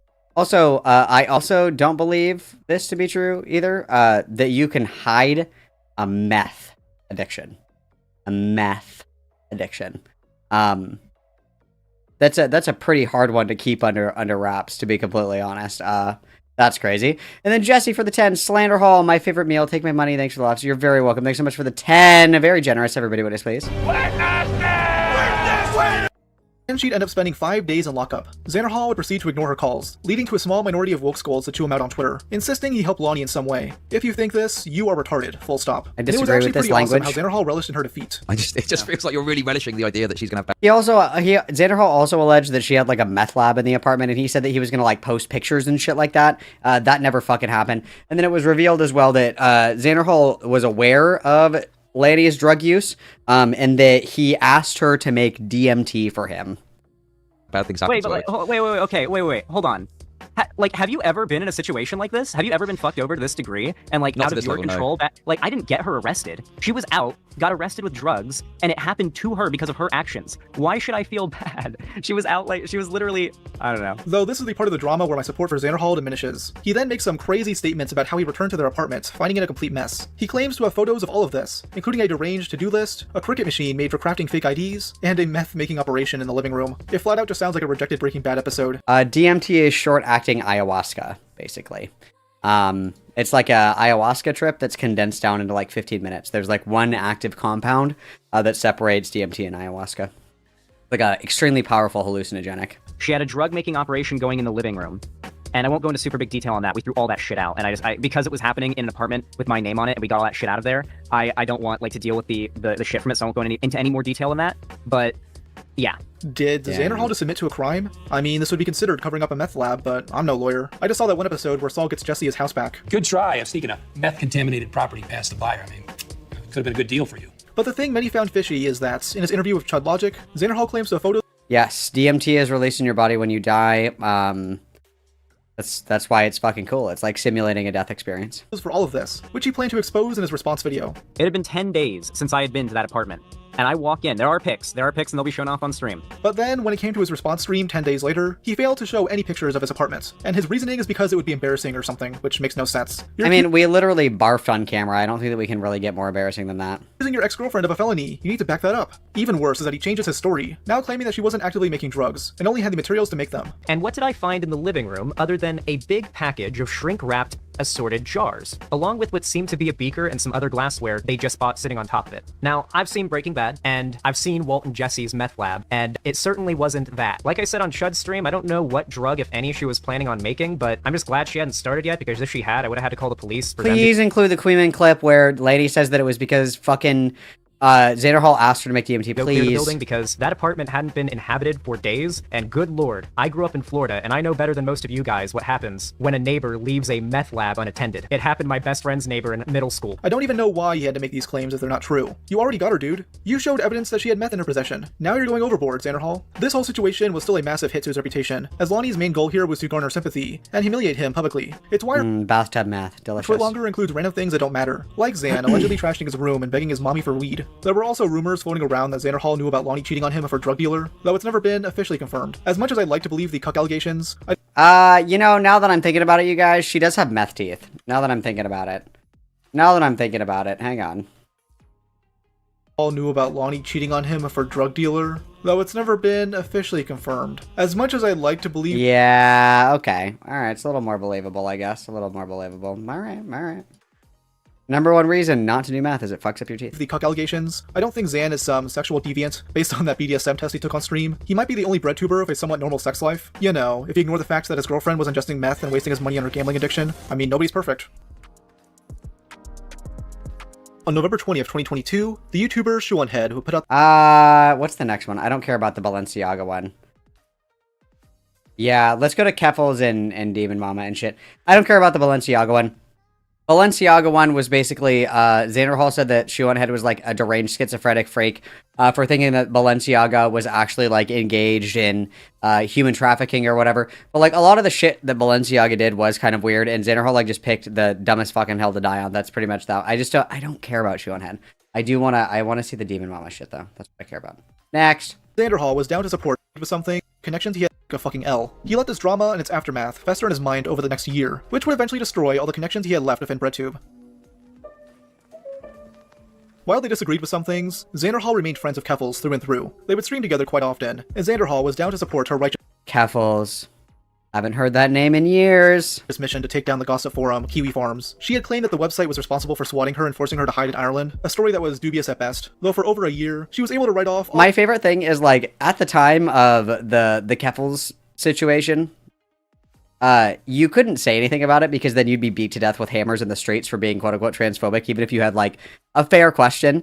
Because my question was, like, okay, so you escaped threats of harm on the internet by going to a different country that also has access to the internet. Okay, sure. And then you're live stream vlogging you walking around in the city that you're hiding in. And like visiting notable shops in that city for your vlog while you're in hiding from people on the internet, which also could very reasonably be in that country because that country also has access to the internet. Got it. Like, and then people were like, you want trans people to die, and you're like, I'm just curious, if we're afraid for our life, why are we like live vlogging? Hi guys, it's me, I'm live, I'm right in front of fucking Times Square. I hope nobody comes and gets me. Like, it was like that level of shit, and it's like if you said anything, you were in trouble. All valid criticism as bigotry, waving her trans identity around and always acting like the victim. Xan didn't see anything wrong with her rancid online behavior, but instead decided to burn the bridge with her over something completely retarded. Keffels had remained friends with Shoonhead despite Xan's constant whining, and in December 2023, she defended her against this greasy little goblin man named Thought Slime. In response, Xanderhal began foaming at the mouth and ran to Twitter to I'm pretty sure that Mildred is they them, I'm pretty sure. His thoughts. Why did no one tell me that Keffels dick rides Shu so hard after she pedo-jacketed me and Demon Mama? Actual snake behavior. The two would then debate on stream, retreading on the Balenciaga drama while discussing guilt by association. Both Vosh and Keffels disagreed with many of the things Shu had said, but are not willing to sever their connection to her. But Xanderhal is only going after Keffels, so she calls him out for being a cowardly hypocrite. The Keffels skinny era was a good look on her. Her feeder shit, not a good look. Stick my neck out for you and I act like a real friend when you need help, and then you're willing to burn me over this? Well, how am I burning you? I literally am not burning you. All I'm going to do is respond. Like, all I planned to do before I came on here today is make a video segment where I explain why I burnt the bridge, explain my feelings. It feels like you were kind of trying to make me sound insane and crazy. You called me a dick rider. Like I said, I felt bad for saying that. And I know that now. And I don't even think that you do. I think that you feel the same way. Yeah, she was hazing herself on stream, true. I was emotional. I honestly feel a little bit like how I said what I said in that tweet, the more that we talk, because it feels like you just want to continue to defend what she did to a degree. It feels like you're defending what she did. The two would fling responses at each other back and forth over the next week, with Xan vague posting about how big things were coming, and then many of their mutual... Okay, so this look isn't terrible in my opinion. This isn't terrible. Beard's coming in pretty good. Pretty good. I like the little curl. This is not bad. We could put on a little bit more weight and sit up straight, get a tan, of course. But this isn't awful. This isn't my least favorite. I'll say that. Acquaintances were unhappy like a Keffels. taser. I'm not going to say too much because I've been asked not to. All I'm going to say is Keffels. And then the quail onesie goal that sat at $0 for like 2 years. Nice. To get at me and to hurt me because of this has hurt some people behind the scenes that are mutuals of ours. And they're really not happy, and they're going to be speaking up with their side of things, and it's probably going to change a lot of people's perspective. He then retweeted someone that accused Keffels of abusing their ex-partner, which escalated the drama real quick. This led to her making a stream titled "I Was Raped," where she was forced to reveal that she was actually the one being legendary stream abused in a previous relationship, which was the real reason she moved to Ireland. And the reason that I don't talk about my ex is that over the course of several years, my ex mentally, emotionally, and sexually abused me. And I never wanted to talk about it. I have very actively avoided talking about it. I have nightmares about this stuff. This shit is just fucking cruel. So now Xanderhal looks like a massive asshole to a good chunk of his audience, and he began losing hundreds of thousands of subs. That was the hidden trap. The Xanderhal sized bear trap was like, drop this allegation of Keffels being an abuser so Keffels can turn around and be like, actually, I was abused. Walked right into it. Subs over this, and strangely, it would take him almost 2 weeks to respond, writing out this manifesto-style Google Doc about Keffels and reading it out on stream. He does apologize for retweeting that post, but does— What is this sweater? What is this? Is this supposed to be like chainmail? What the fuck is this? Go on to yap about random bullshit for another hour and a half. He also planned on leaking DMs between Keffels and his editor, Sherry, which allegedly had some career-ending information. Chud Logic heard about this and mentioned it on stream, with White Nervosa eventually stepping in. They're the owner of White Forest, a platform used by a lot of these breadtubers in order to sell their merch and promote their content. Socialists who hate capitalism but still want to sell their shitty logo on a t-shirt. I mean, come on, if you ever see a bloke walking around with a Xanderhal X logo on a shirt, yeah, the Xanderhal merch sucks, but you know whose merch is awesome? Mine. And you can get it here. Look, we could be twins. We could be twinsies. We could do that. That'd be super cool. I think you have permission from God himself to beat the shit out of that person. Is this a fucking $38 sports bra? I doubt women even watch Xanderhal, unless they're trans or have some form of BPD. Okay, sorry for that tangent. Let's get back to White Forest. It's basically just a cabal of Keffels dick suckers, and White Nervosa will kick anyone who goes after her, such as Rose Riss. Nervosa made this long-ass tweet calling out Xanderhal, doing the equivalent of a mom taking away their son's Xbox privileges. Nervosa threatened to remove his website, so he chickened out of leaking those DMs, which is a damn shame, honestly. This would have legitimately been a badass moment for him, but that would require a spine. So now it's back to being a whipping boy for a bunch of deranged online leftists. It would end up being Mudahar of some ordinary gamers who leaked these DMs, showing Keffels doxing Banapanada and gloating about becoming a private investigator. This completely dismantled the narrative that Keffels was this innocent victim being mass-targeted by a big bad doxing website, being the final nail in the— I memory hold this. I memory hold the Keffels hiring a PI shit. I totally memory hold this. Reputation. Xanderhal would also end up getting into conflict with Vosh, who earlier in 2024 had been exposed as a lolicon horsecock enjoyer. Referring to. However, the revelation that Vosh wasn't what made Xan dislike the guy. It instead had to do with his takes regarding the 2024 US presidential election. Several colleagues of his, including Demon Mama, wanted Joe Biden to exit the presidential race in light of several public blunders, like his then recent debate with Donald Trump. Look, if we finally beat Medicare. Thank you, President Biden. President Trump. Well, he's right, he did beat Medicare, he beat it to death. A lot of Democrats wanted to replace Biden with someone more capable and not 2 minutes away from death. But as usual, Xanderhal was stubborn and wanted Biden to hold out. And here's the clip that Vosh says, and the reason for this is because he was working for Progressive Victory at the time, by the way. Insane if you think Biden shouldn't drop out immediately. Prepare yourselves to cringe. And now I want to hand it over to the president of Ukraine, who has as much courage as he has determination. Ladies and gentlemen, President Putin. Insane fuck up. Insane fuck up right there. Insane fuck up. Joe! Joe! President Putin. You can beat President Putin. President Zelensky. He corrects himself immediately, too. It's like, okay, he misspoke. He then compares streamers misspeaking to Biden misspeaking, as if Biden wasn't one of the most powerful people in the world. But Xan thinks it's insane for anyone to criticize Biden, labeling people like Vosh as grifters and claiming they secretly want Trump to win. Xanderhal even challenged the horsecock enjoyer to a debate. We're doing a reaction for now, and I'm writing down your arguments. I loved this one where he was like, these are the questions that I'm going to ask Vosh when he invites me on his show, Smile. It's like, who are you talking about? Who is we? You're not French. Who the fuck is we? Want to do a debate on this at a later date, maybe later in the stream? I'm totally down. But I want to hear your arguments in this video. I don't like them so far, sadly. I think you're too hard on... Wait. As he is talking to like the 4 people in chat, he's like, Vosh, I know you're here. Too hard on Biden. But Vosh was watching the stream and didn't give a single fuck about Xanderhal, seeing him as a backstabber after the whole Keffels drama. He declined the debate offer, seeing it as a waste of time since the guy clearly only wanted clout. He said he wanted to debate. Of course he wants to debate. That's the fucking number one, man. Hey, here's some like incomprehensibly retarded shit that I'm saying. Here's an argument that fails the first hurdle. I don't need to debate this. The argument just lost. Well, yeah, and he just wants attention, true. And then obviously Vosh was in his Fortress arc. He wasn't coming out for anyone, never mind Xanderhal. Might as well debate. Hey, debate me. 1 + 1 = 3, bro. No, fuck you.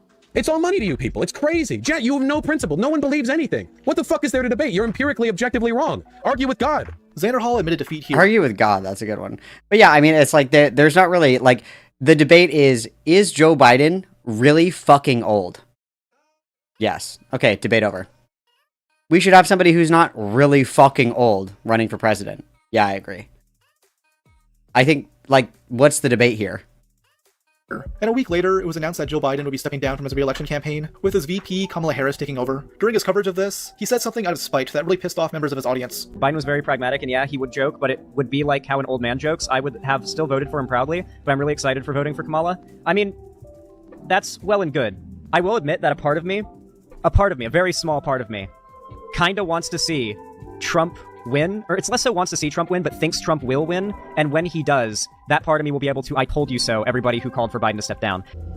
I literally want the country to devolve and decay into like total objective fascism, you know, with the deportation of literal children, protesters being killed in the street, $7 a gallon gas, a massive economic collapse, the beginning of a 3rd potential world war. I would give all of that. I would give every single one of your freedoms away to laugh in the face of my favorite pedophile bread tuber and say, I told you so. That's what it means to me. What? No, I know that sounds bad.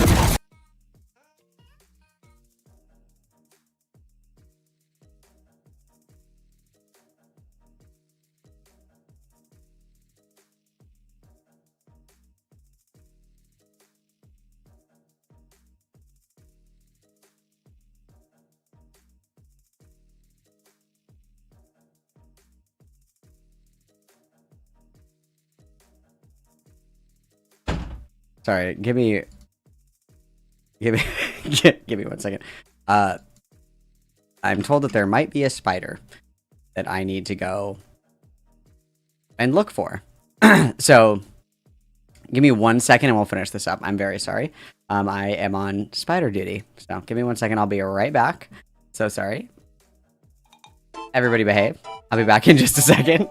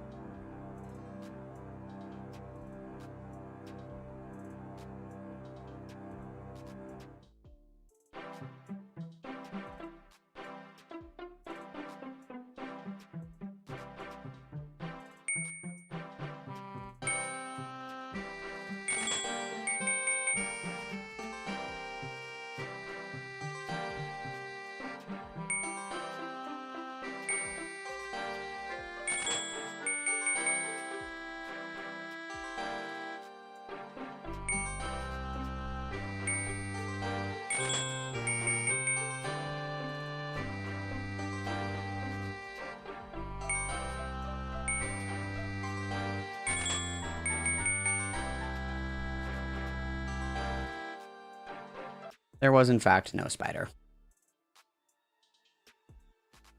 There was, in fact, no spider. Okay, let's continue. Let's finish up our Slanderholics. So at this point, he had severed any ties he had left to everybody who called for Biden to step down.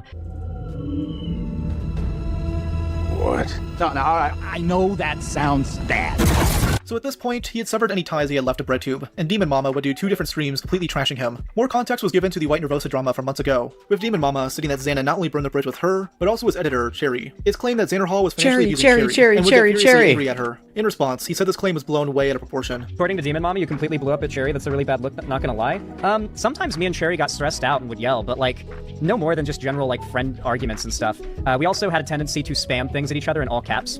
Have you tried reaching out to Cherry, not on stream, talked with? I like, she blocked me out of nowhere. Like, the Cherry blocking me thing was for no reason, to be clear. Like, we were completely chill.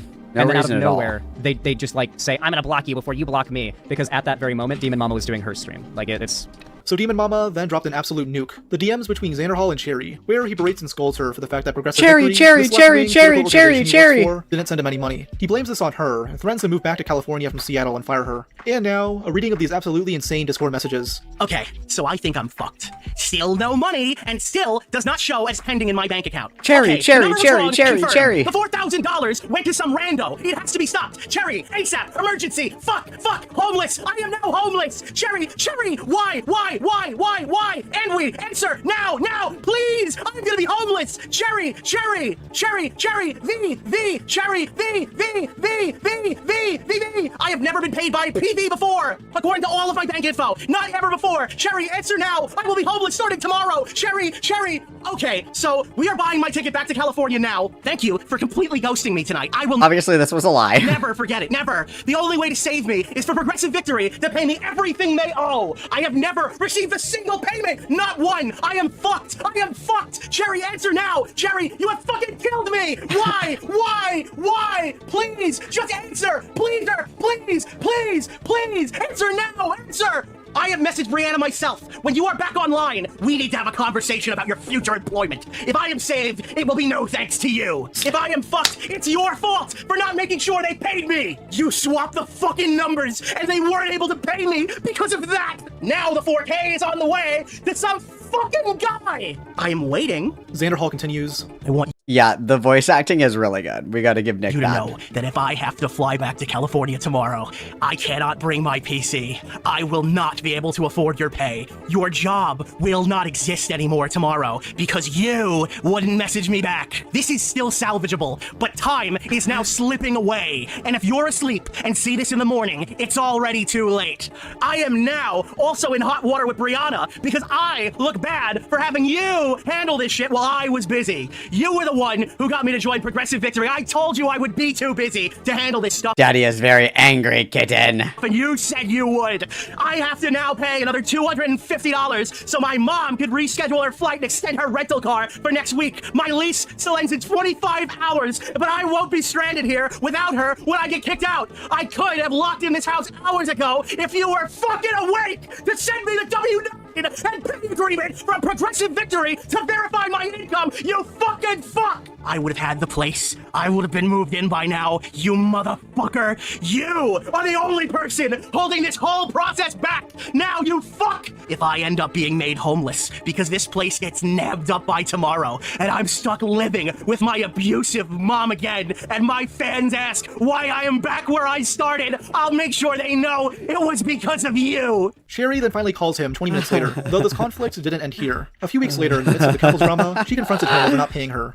You probably won't even pay me this month. Why do you think I won't pay you? Tell me why. Not the Stardust voiceover, bro. You think hogged her jump scare that I can't and how it makes me bad. You didn't last month. Why? Say it. Why couldn't I pay you? And how does that reason make me an asshole? I'm gonna get evicted at the end of this month at this rate, Cherry. We've not made enough money. I cannot change that. I have been your #1 supporter for 2.5 years. I'm worried if I don't agree to this, you're going to hurt me. I'm not Keffels. You talk about wanting people to die a lot. A lot of people need to die, to be fair. Yeah. We're still friends, right? Like, you still want to see my dog and stuff? Hours later, he goes on this crazy, unhinged rant about Keffels. I hate all of them, Cherry. I want all of them to die. I would kill Keffels in a heartbeat. I wouldn't even shoot her. I'd beat her to death with the gun. You're not in a good mental state. I will kill her! What's her address? I want it. I want to know where she's at. She's in Ireland. It's not public. Please stop. You're spiraling. Someone has to die for this. I will Yes, I will not stream on Sunday just for you, Alfonso. never be happy until someone has died for this. Ideally, Keffels. Her career is going to die. And Velvet and her fucking orbiters. I have to kill her. Really kill her. Stop her heart. Zan, fucking stop. Calm down. Stop, please. Okay. This rant obviously disturbed Keffels, who made a Twitter thread saying she'd leave the internet again. Oh, and she dropped this really pretentious speech on Discord, ending with, "Thank you for calling me by my actual name. Keffels was a persona, a brand, not a person. I am Clara Sorrenti. Goodbye, Keffels. Rest in piss." Nobody sympathized with her here, as by this point, she was known as a scammer and groomer. Xanderhal's reputation— Yeah, if it was anybody else that Xanderhal, like, said that he was going to beat to death with a gun, I think that there would have been more public sentiment. Oh, from now until Sunday? Oh no, probably not. I'll probably stream later this week. I neglected you last week, you guys. I had a crazy headache. My allergies have been beating my ass. I'll probably stream again this week. Probably, maybe tomorrow. I don't know. We'll see. It also completely tarnished, being seen as a mentally insane freak scrounging for cash so he doesn't go homeless. Well, Friday. Xanderhal has always been a financially challenged person, with his view— I'm loving this lesbian chic right here. This is giving me like he him lesbian vibes. This is giving me he him lesbian. She makes a mean mocha frap, guys. A really good old fashioned, okay? He was constantly dipping since 2022, but by election season, he was really feeling it. It was common to see this guy doom posting about how his career was failing. Let me know what times you work as well, Alfonso, and I'll make sure to stream during those times as well, thanks. Even making this embarrassing Discord post about not having enough money to fix his phone. Pretty bad news for you all today. A while ago, my phone fell out of my pocket and onto my driveway, shattering the screen and making it so it can't turn on. Yeah, you should tell your friends about Firebat, and I'll stream about Firebat for your friends. My two-factor authentication was connected to my number, so I quickly became aware that if anything happened to log me out of Google, I'd basically be screwed until I could get a new phone when my number moved over to it. Well, that something happened today, and when I came downstairs, my PC had restarted itself for an update, parentheses normal, but logged me out of everything. I got back into most of it, but my YouTube/Google is logged out, and I need my phone number to log back in. Lord Yato for the 199, at least half of chat can yank a gun away from Zan. Like, very true, very true. I think that everybody would. Thank you so much. There are certain people that even if they had a weapon, like, you just wouldn't fear. Because it's like you can't even use it. You know what I mean? Like, you're just like, stop. Enough, you know what I mean? Like, that's crazy. This basically means I am locked out of my YouTube channel until further notice. I am gonna do everything I can, short of Karening out at an Xfinity store today, but if that doesn't work, would you guys still support me if I had to start a new channel? All of this over needing to get his phone screen fixed, which Kristen Narth pointed out only cost a couple $100. Does Xanderhal not have enough money to buy— Ooh, rare op block mention. This guy needs to be in a lab and studied for science because this is a new type of arrested development. Interesting, Falgi. Interesting. Stones and glass houses, I see, Falgi. Interesting. Something this important? Well, apparently, yes. As around this time, he began what I would call his e-begging arc, where Zan would go on stream and beg his viewers to watch and engage with his content since he wasn't getting as much ad revenue. However— Oh, guys, we unlocked the quail onesie, at least at one point. That's awesome. Does it through this us versus them mentality, claiming it's mainly an issue affecting leftist creators online. Like, little over 10%, sorry, of people who've gone into the stream today chose to hit the like button, despite it taking half— Wow, this is very true. You guys, Trump is going to get elected for a third term unless you guys start liking, donating, buying memberships, and buying merch right now. Do you want a third term of Trump? That's what happens when you don't like the stream. That is what kills so many lefty YouTube channels. Just like the low rate of voting participation among progressives, they also think their likes and their comments don't count when there's millions that are being included in an algorithm to account for things, and so they don't get involved. And so lefty channels have always had really low engagement and had a really hard time existing online, like going back to the beginning, because lefties don't click things, they don't engage, they don't vote, they don't make their voice heard because they're just one person. Now to me, this sounds fucking retarded. There's a lot of lefty creators with good engagement. They just happen to put some— And I mean, it's true. Like, there are people that are left-leaning that have, like, obviously when you talk about, like, quote-unquote left-leaning content, there's a lot of people that will purity test it to death or, like, torture test if this person's actually a leftist or not to death. But there are plenty of people that are, like, left-leaning content creators that actually do pretty well on YouTube because they put effort into their content. right? Or they have like decent production value, or they have like something insightful or intelligent to say. Xanderhal doesn't have any like unique characteristics or any like beneficial characteristics that are beneficial to content creation because he's an incredibly boring, unintelligent person. Very bland. You see like 10 of these people every time that you go to a 7-Eleven. Like I've seen this exact person at 7-Eleven, I'm sure before. Actually, now that I'm thinking about it, I saw this guy in Gerald's Game. If you've ever seen that movie, that's where he's from. It's from the movie Gerald's Game. But like, you know what I mean? It's like you just have to. It's not about like the message itself. It's about how it's conveyed. And obviously, I get it. Like, oh well, good ideas should prevail or whatever. But it's like when you're in the industry of entertainment, which YouTube, streaming, content creation, that's what that is. If you're not entertainment, funny, charismatic, good looking, or have like some unique insight, a good background, a good setup, anything like that, people aren't going to watch your shit. And he doesn't have any like insightful geopolitical takes. He doesn't have any really like good insight or knowledge about policy. He's not conventionally attractive. He's not very funny. He's not charismatic. It looks like he's streaming from like the basement in the Silence of the Lambs. Like there's not really any redeeming qualities because the people that do well, even with like atypical ideologies or like fringe ideologies, which I guess you would consider like socialism or communism in America at least, like yeah, you have to bring something unique to the table. Like just talking about something isn't enough. You have to make it compelling and interesting for people to engage in it. That's the reason why like Cocomelon and like learning games and math games and shit like that on the iPad are popular with kids because it makes it like fun to learn stuff. Like you're kind of like, oh, I love Bill Nye the Science Guy because it's like fun. You know what I mean? Like you're learning from Bill Nye, like how cool. Or Neil deGrasse Tyson, like shit like that, right? It's entertaining and it's fun and they're charismatic and they have good visuals and they have like a fun way to explain it so it's understandable to you.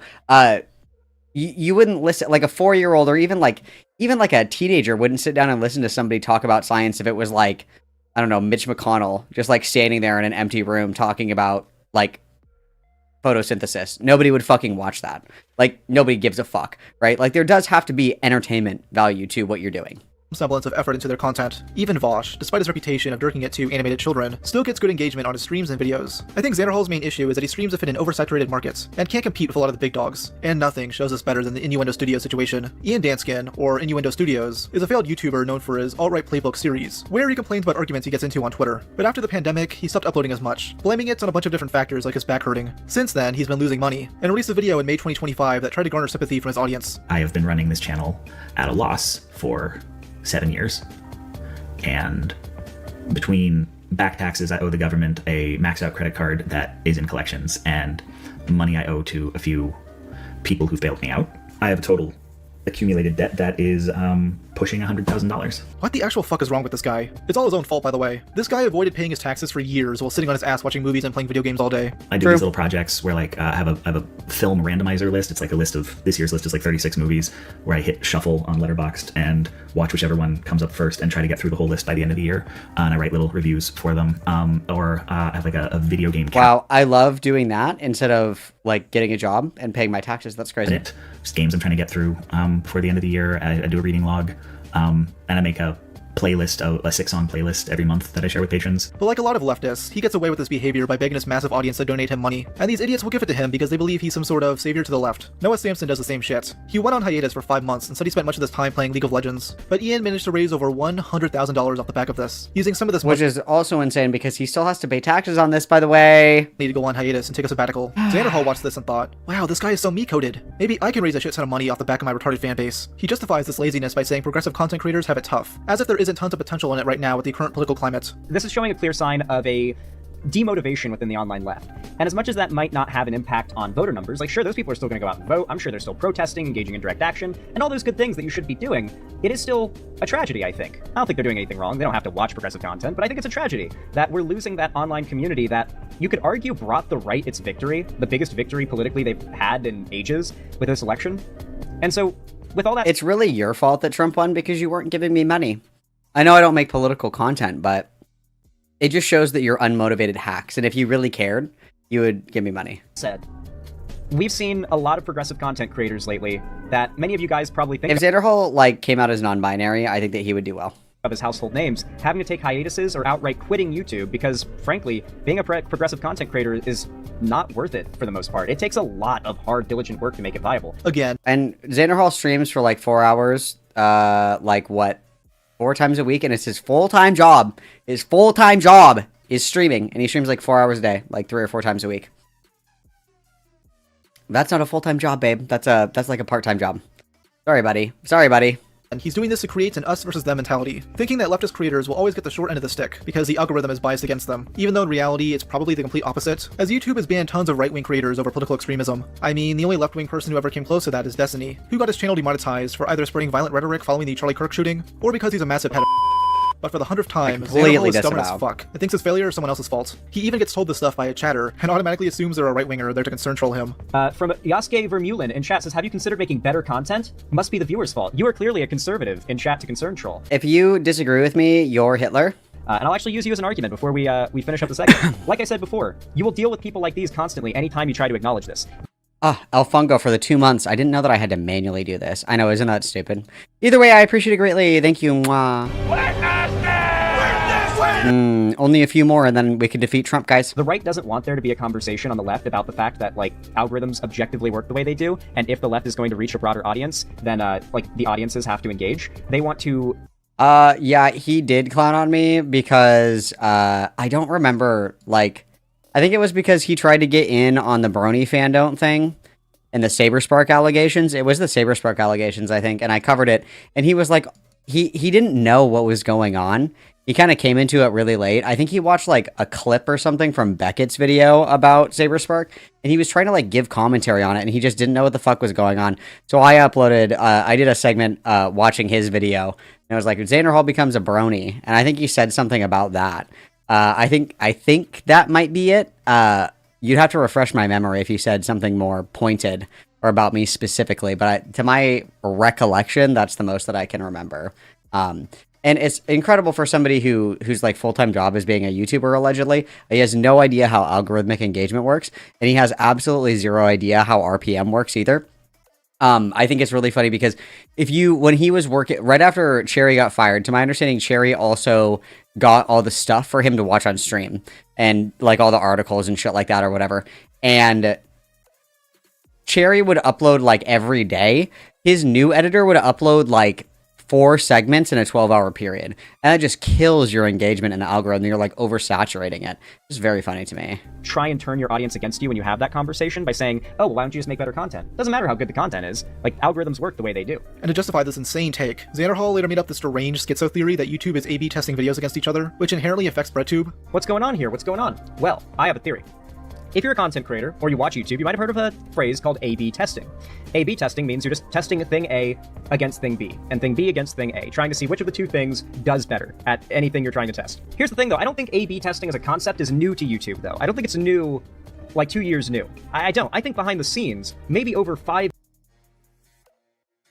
years now, YouTube has been internally running A/B tests. Like, sometimes the algorithm is just nicer to you than other times, right? And has nothing to do with how much effort you're putting in, how good your videos are, how well you're editing, what your topics are. None of it really matters as much as whether or not YouTube is just cumulatively giving you some level of favoritism at certain times. And you can see, there have been times where YouTube has done that, where like nothing about my content has changed, and yet we'll have a flat line, a massive spike, and a huge gain in subs, and then a bit of a dip and flat line again. Hey, maybe that's It's just like the ebb and flow of content and the like topical nature of things. problem. That you've been turning out the same shit for the past 5 years and nobody cares anymore. Maybe switch it up, do something new? But nah, just spam out the same shit over and over again that gets 1,000 views on average. 100,000 sub channel, by the way. What he seems to realize is that all the money and attention is being soaked up by Hassan and his cronies right now. Something I believe he's envious of, which explains why he's constantly taking these pot shots on Twitter. I can tell you that he's not making anywhere near as much as you think he is.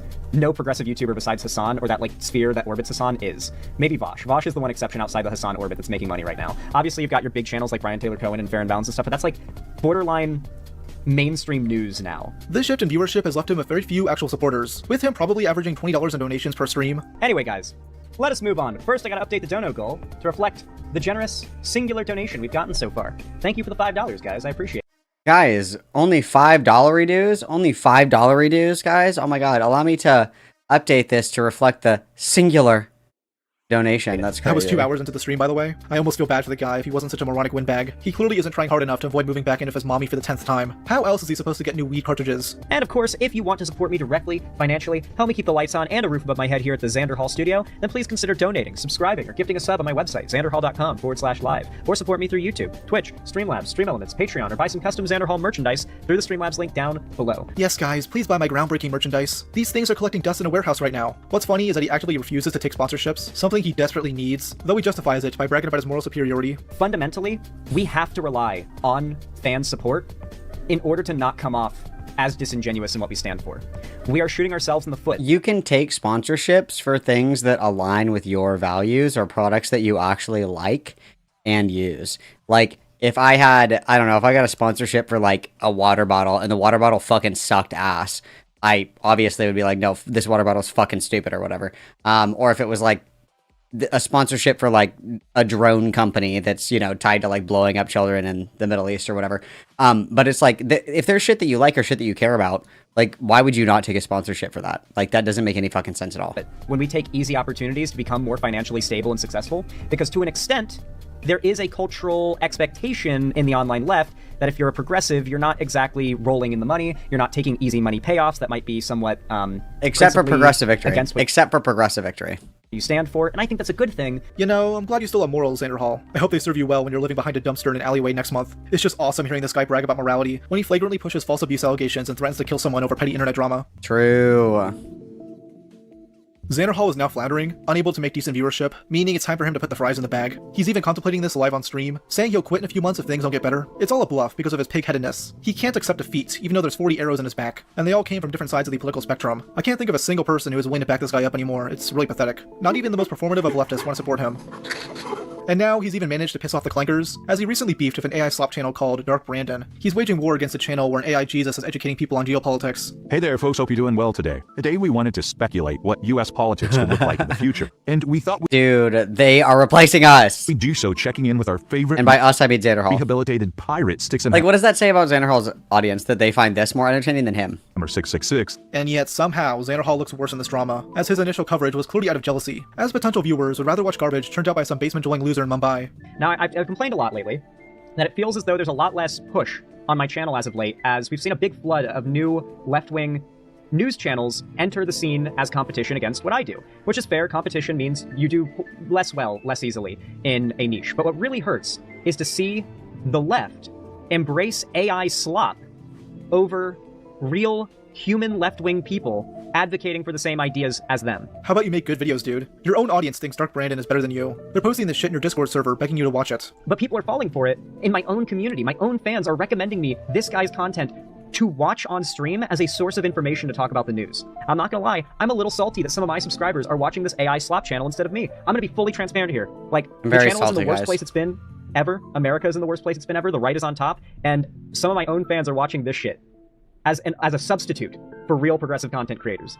That low-key pisses me off. Dark Brandon would post a response to this, and they completely mogged Xanderhal somehow. They simply label him as a salty little loser and brag about stealing his viewers, as people would rather watch this garbage than whatever boring segment Xanderhal is putting out. We are listening to our audience and hearing what they want to see and delivering on it. The algorithm is nothing more than your audience. And if your audience is choosing to watch our content instead of yours, there's a reason. Xanderhal wasn't able to give any good rebuttals to this, so he instead spent his response moping and reading a bunch of the hate comments he got. This didn't work, so he also did his tried and true formula of just labeling the creators as right-wing grifters, the sole reason being that they called him soy, which I guess is a word only chuds use. And one thing that really puts me off about it is, you'll notice that they do the whole, like, lefty snowflake, salty leftist for their video.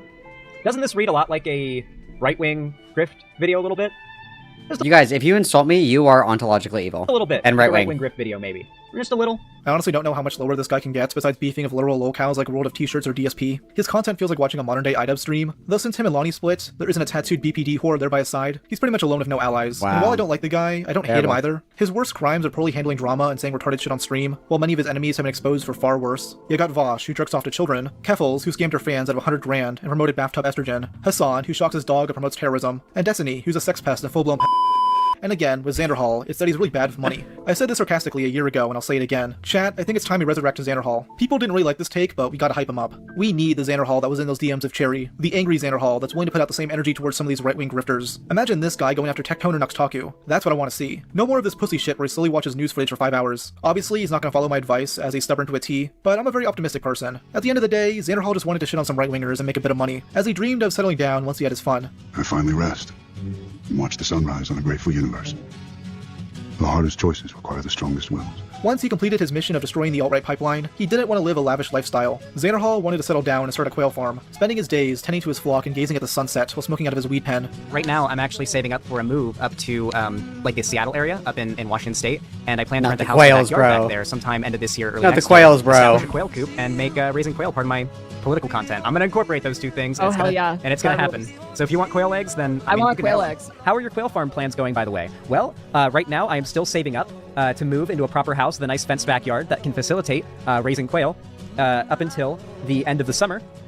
But the channel is popping off right now, and ad revenue has gone up quite a bit, so that is definitely going to help. But what really helps get us there is just people donating. So Look at this young, whimsical guy with joy and dreams. if you want to support the stream and you want to help us get to that point, then you can always support me by donating, subscribing, or gifting a sub on my website, xanderhal.com/live. Xanderhal, listen, it's me, Boogie. I know things are tough for you. No shit! This is fucking hilarious. Let's go. Right now, with the channel losing viewers and subscribers, believe me, I know. But I believe in you. I just hope one day you can actually start that quail farm and produce a ton of eggs. Just don't forget to get my fat ass some. And hey, if that doesn't work out, you can just join me and Keemstar on Lone Cow Live. Sammy will be there too, and let's just get get out. We're Dude, this is fucking Kino. always looking for some fresh meat over there. I mean, new talents. New talent, village below house. All right, buddy, get well soon. Dude, that's fucking awesome. That's so funny. That's gas, dude. That's gas. That's gas. However much he paid for that cameo, worth it. However much he paid for that cameo, 100% worth it. That's so fucking funny. That's gas, dude. So funny. That's so funny. However much money he paid for that, well worth it. Well worth it. Awesome. That was awesome. That's so funny. Oh, dude. Hell yeah. Hell yeah. That's funny. Oh. Alright, guys. I am going to go and spend time with my wife. I will be back probably on Friday. Friday is probably when I'm coming back, guys. Probably Friday. Friday is probably going to be the day. That's probably going to be the day that I come back.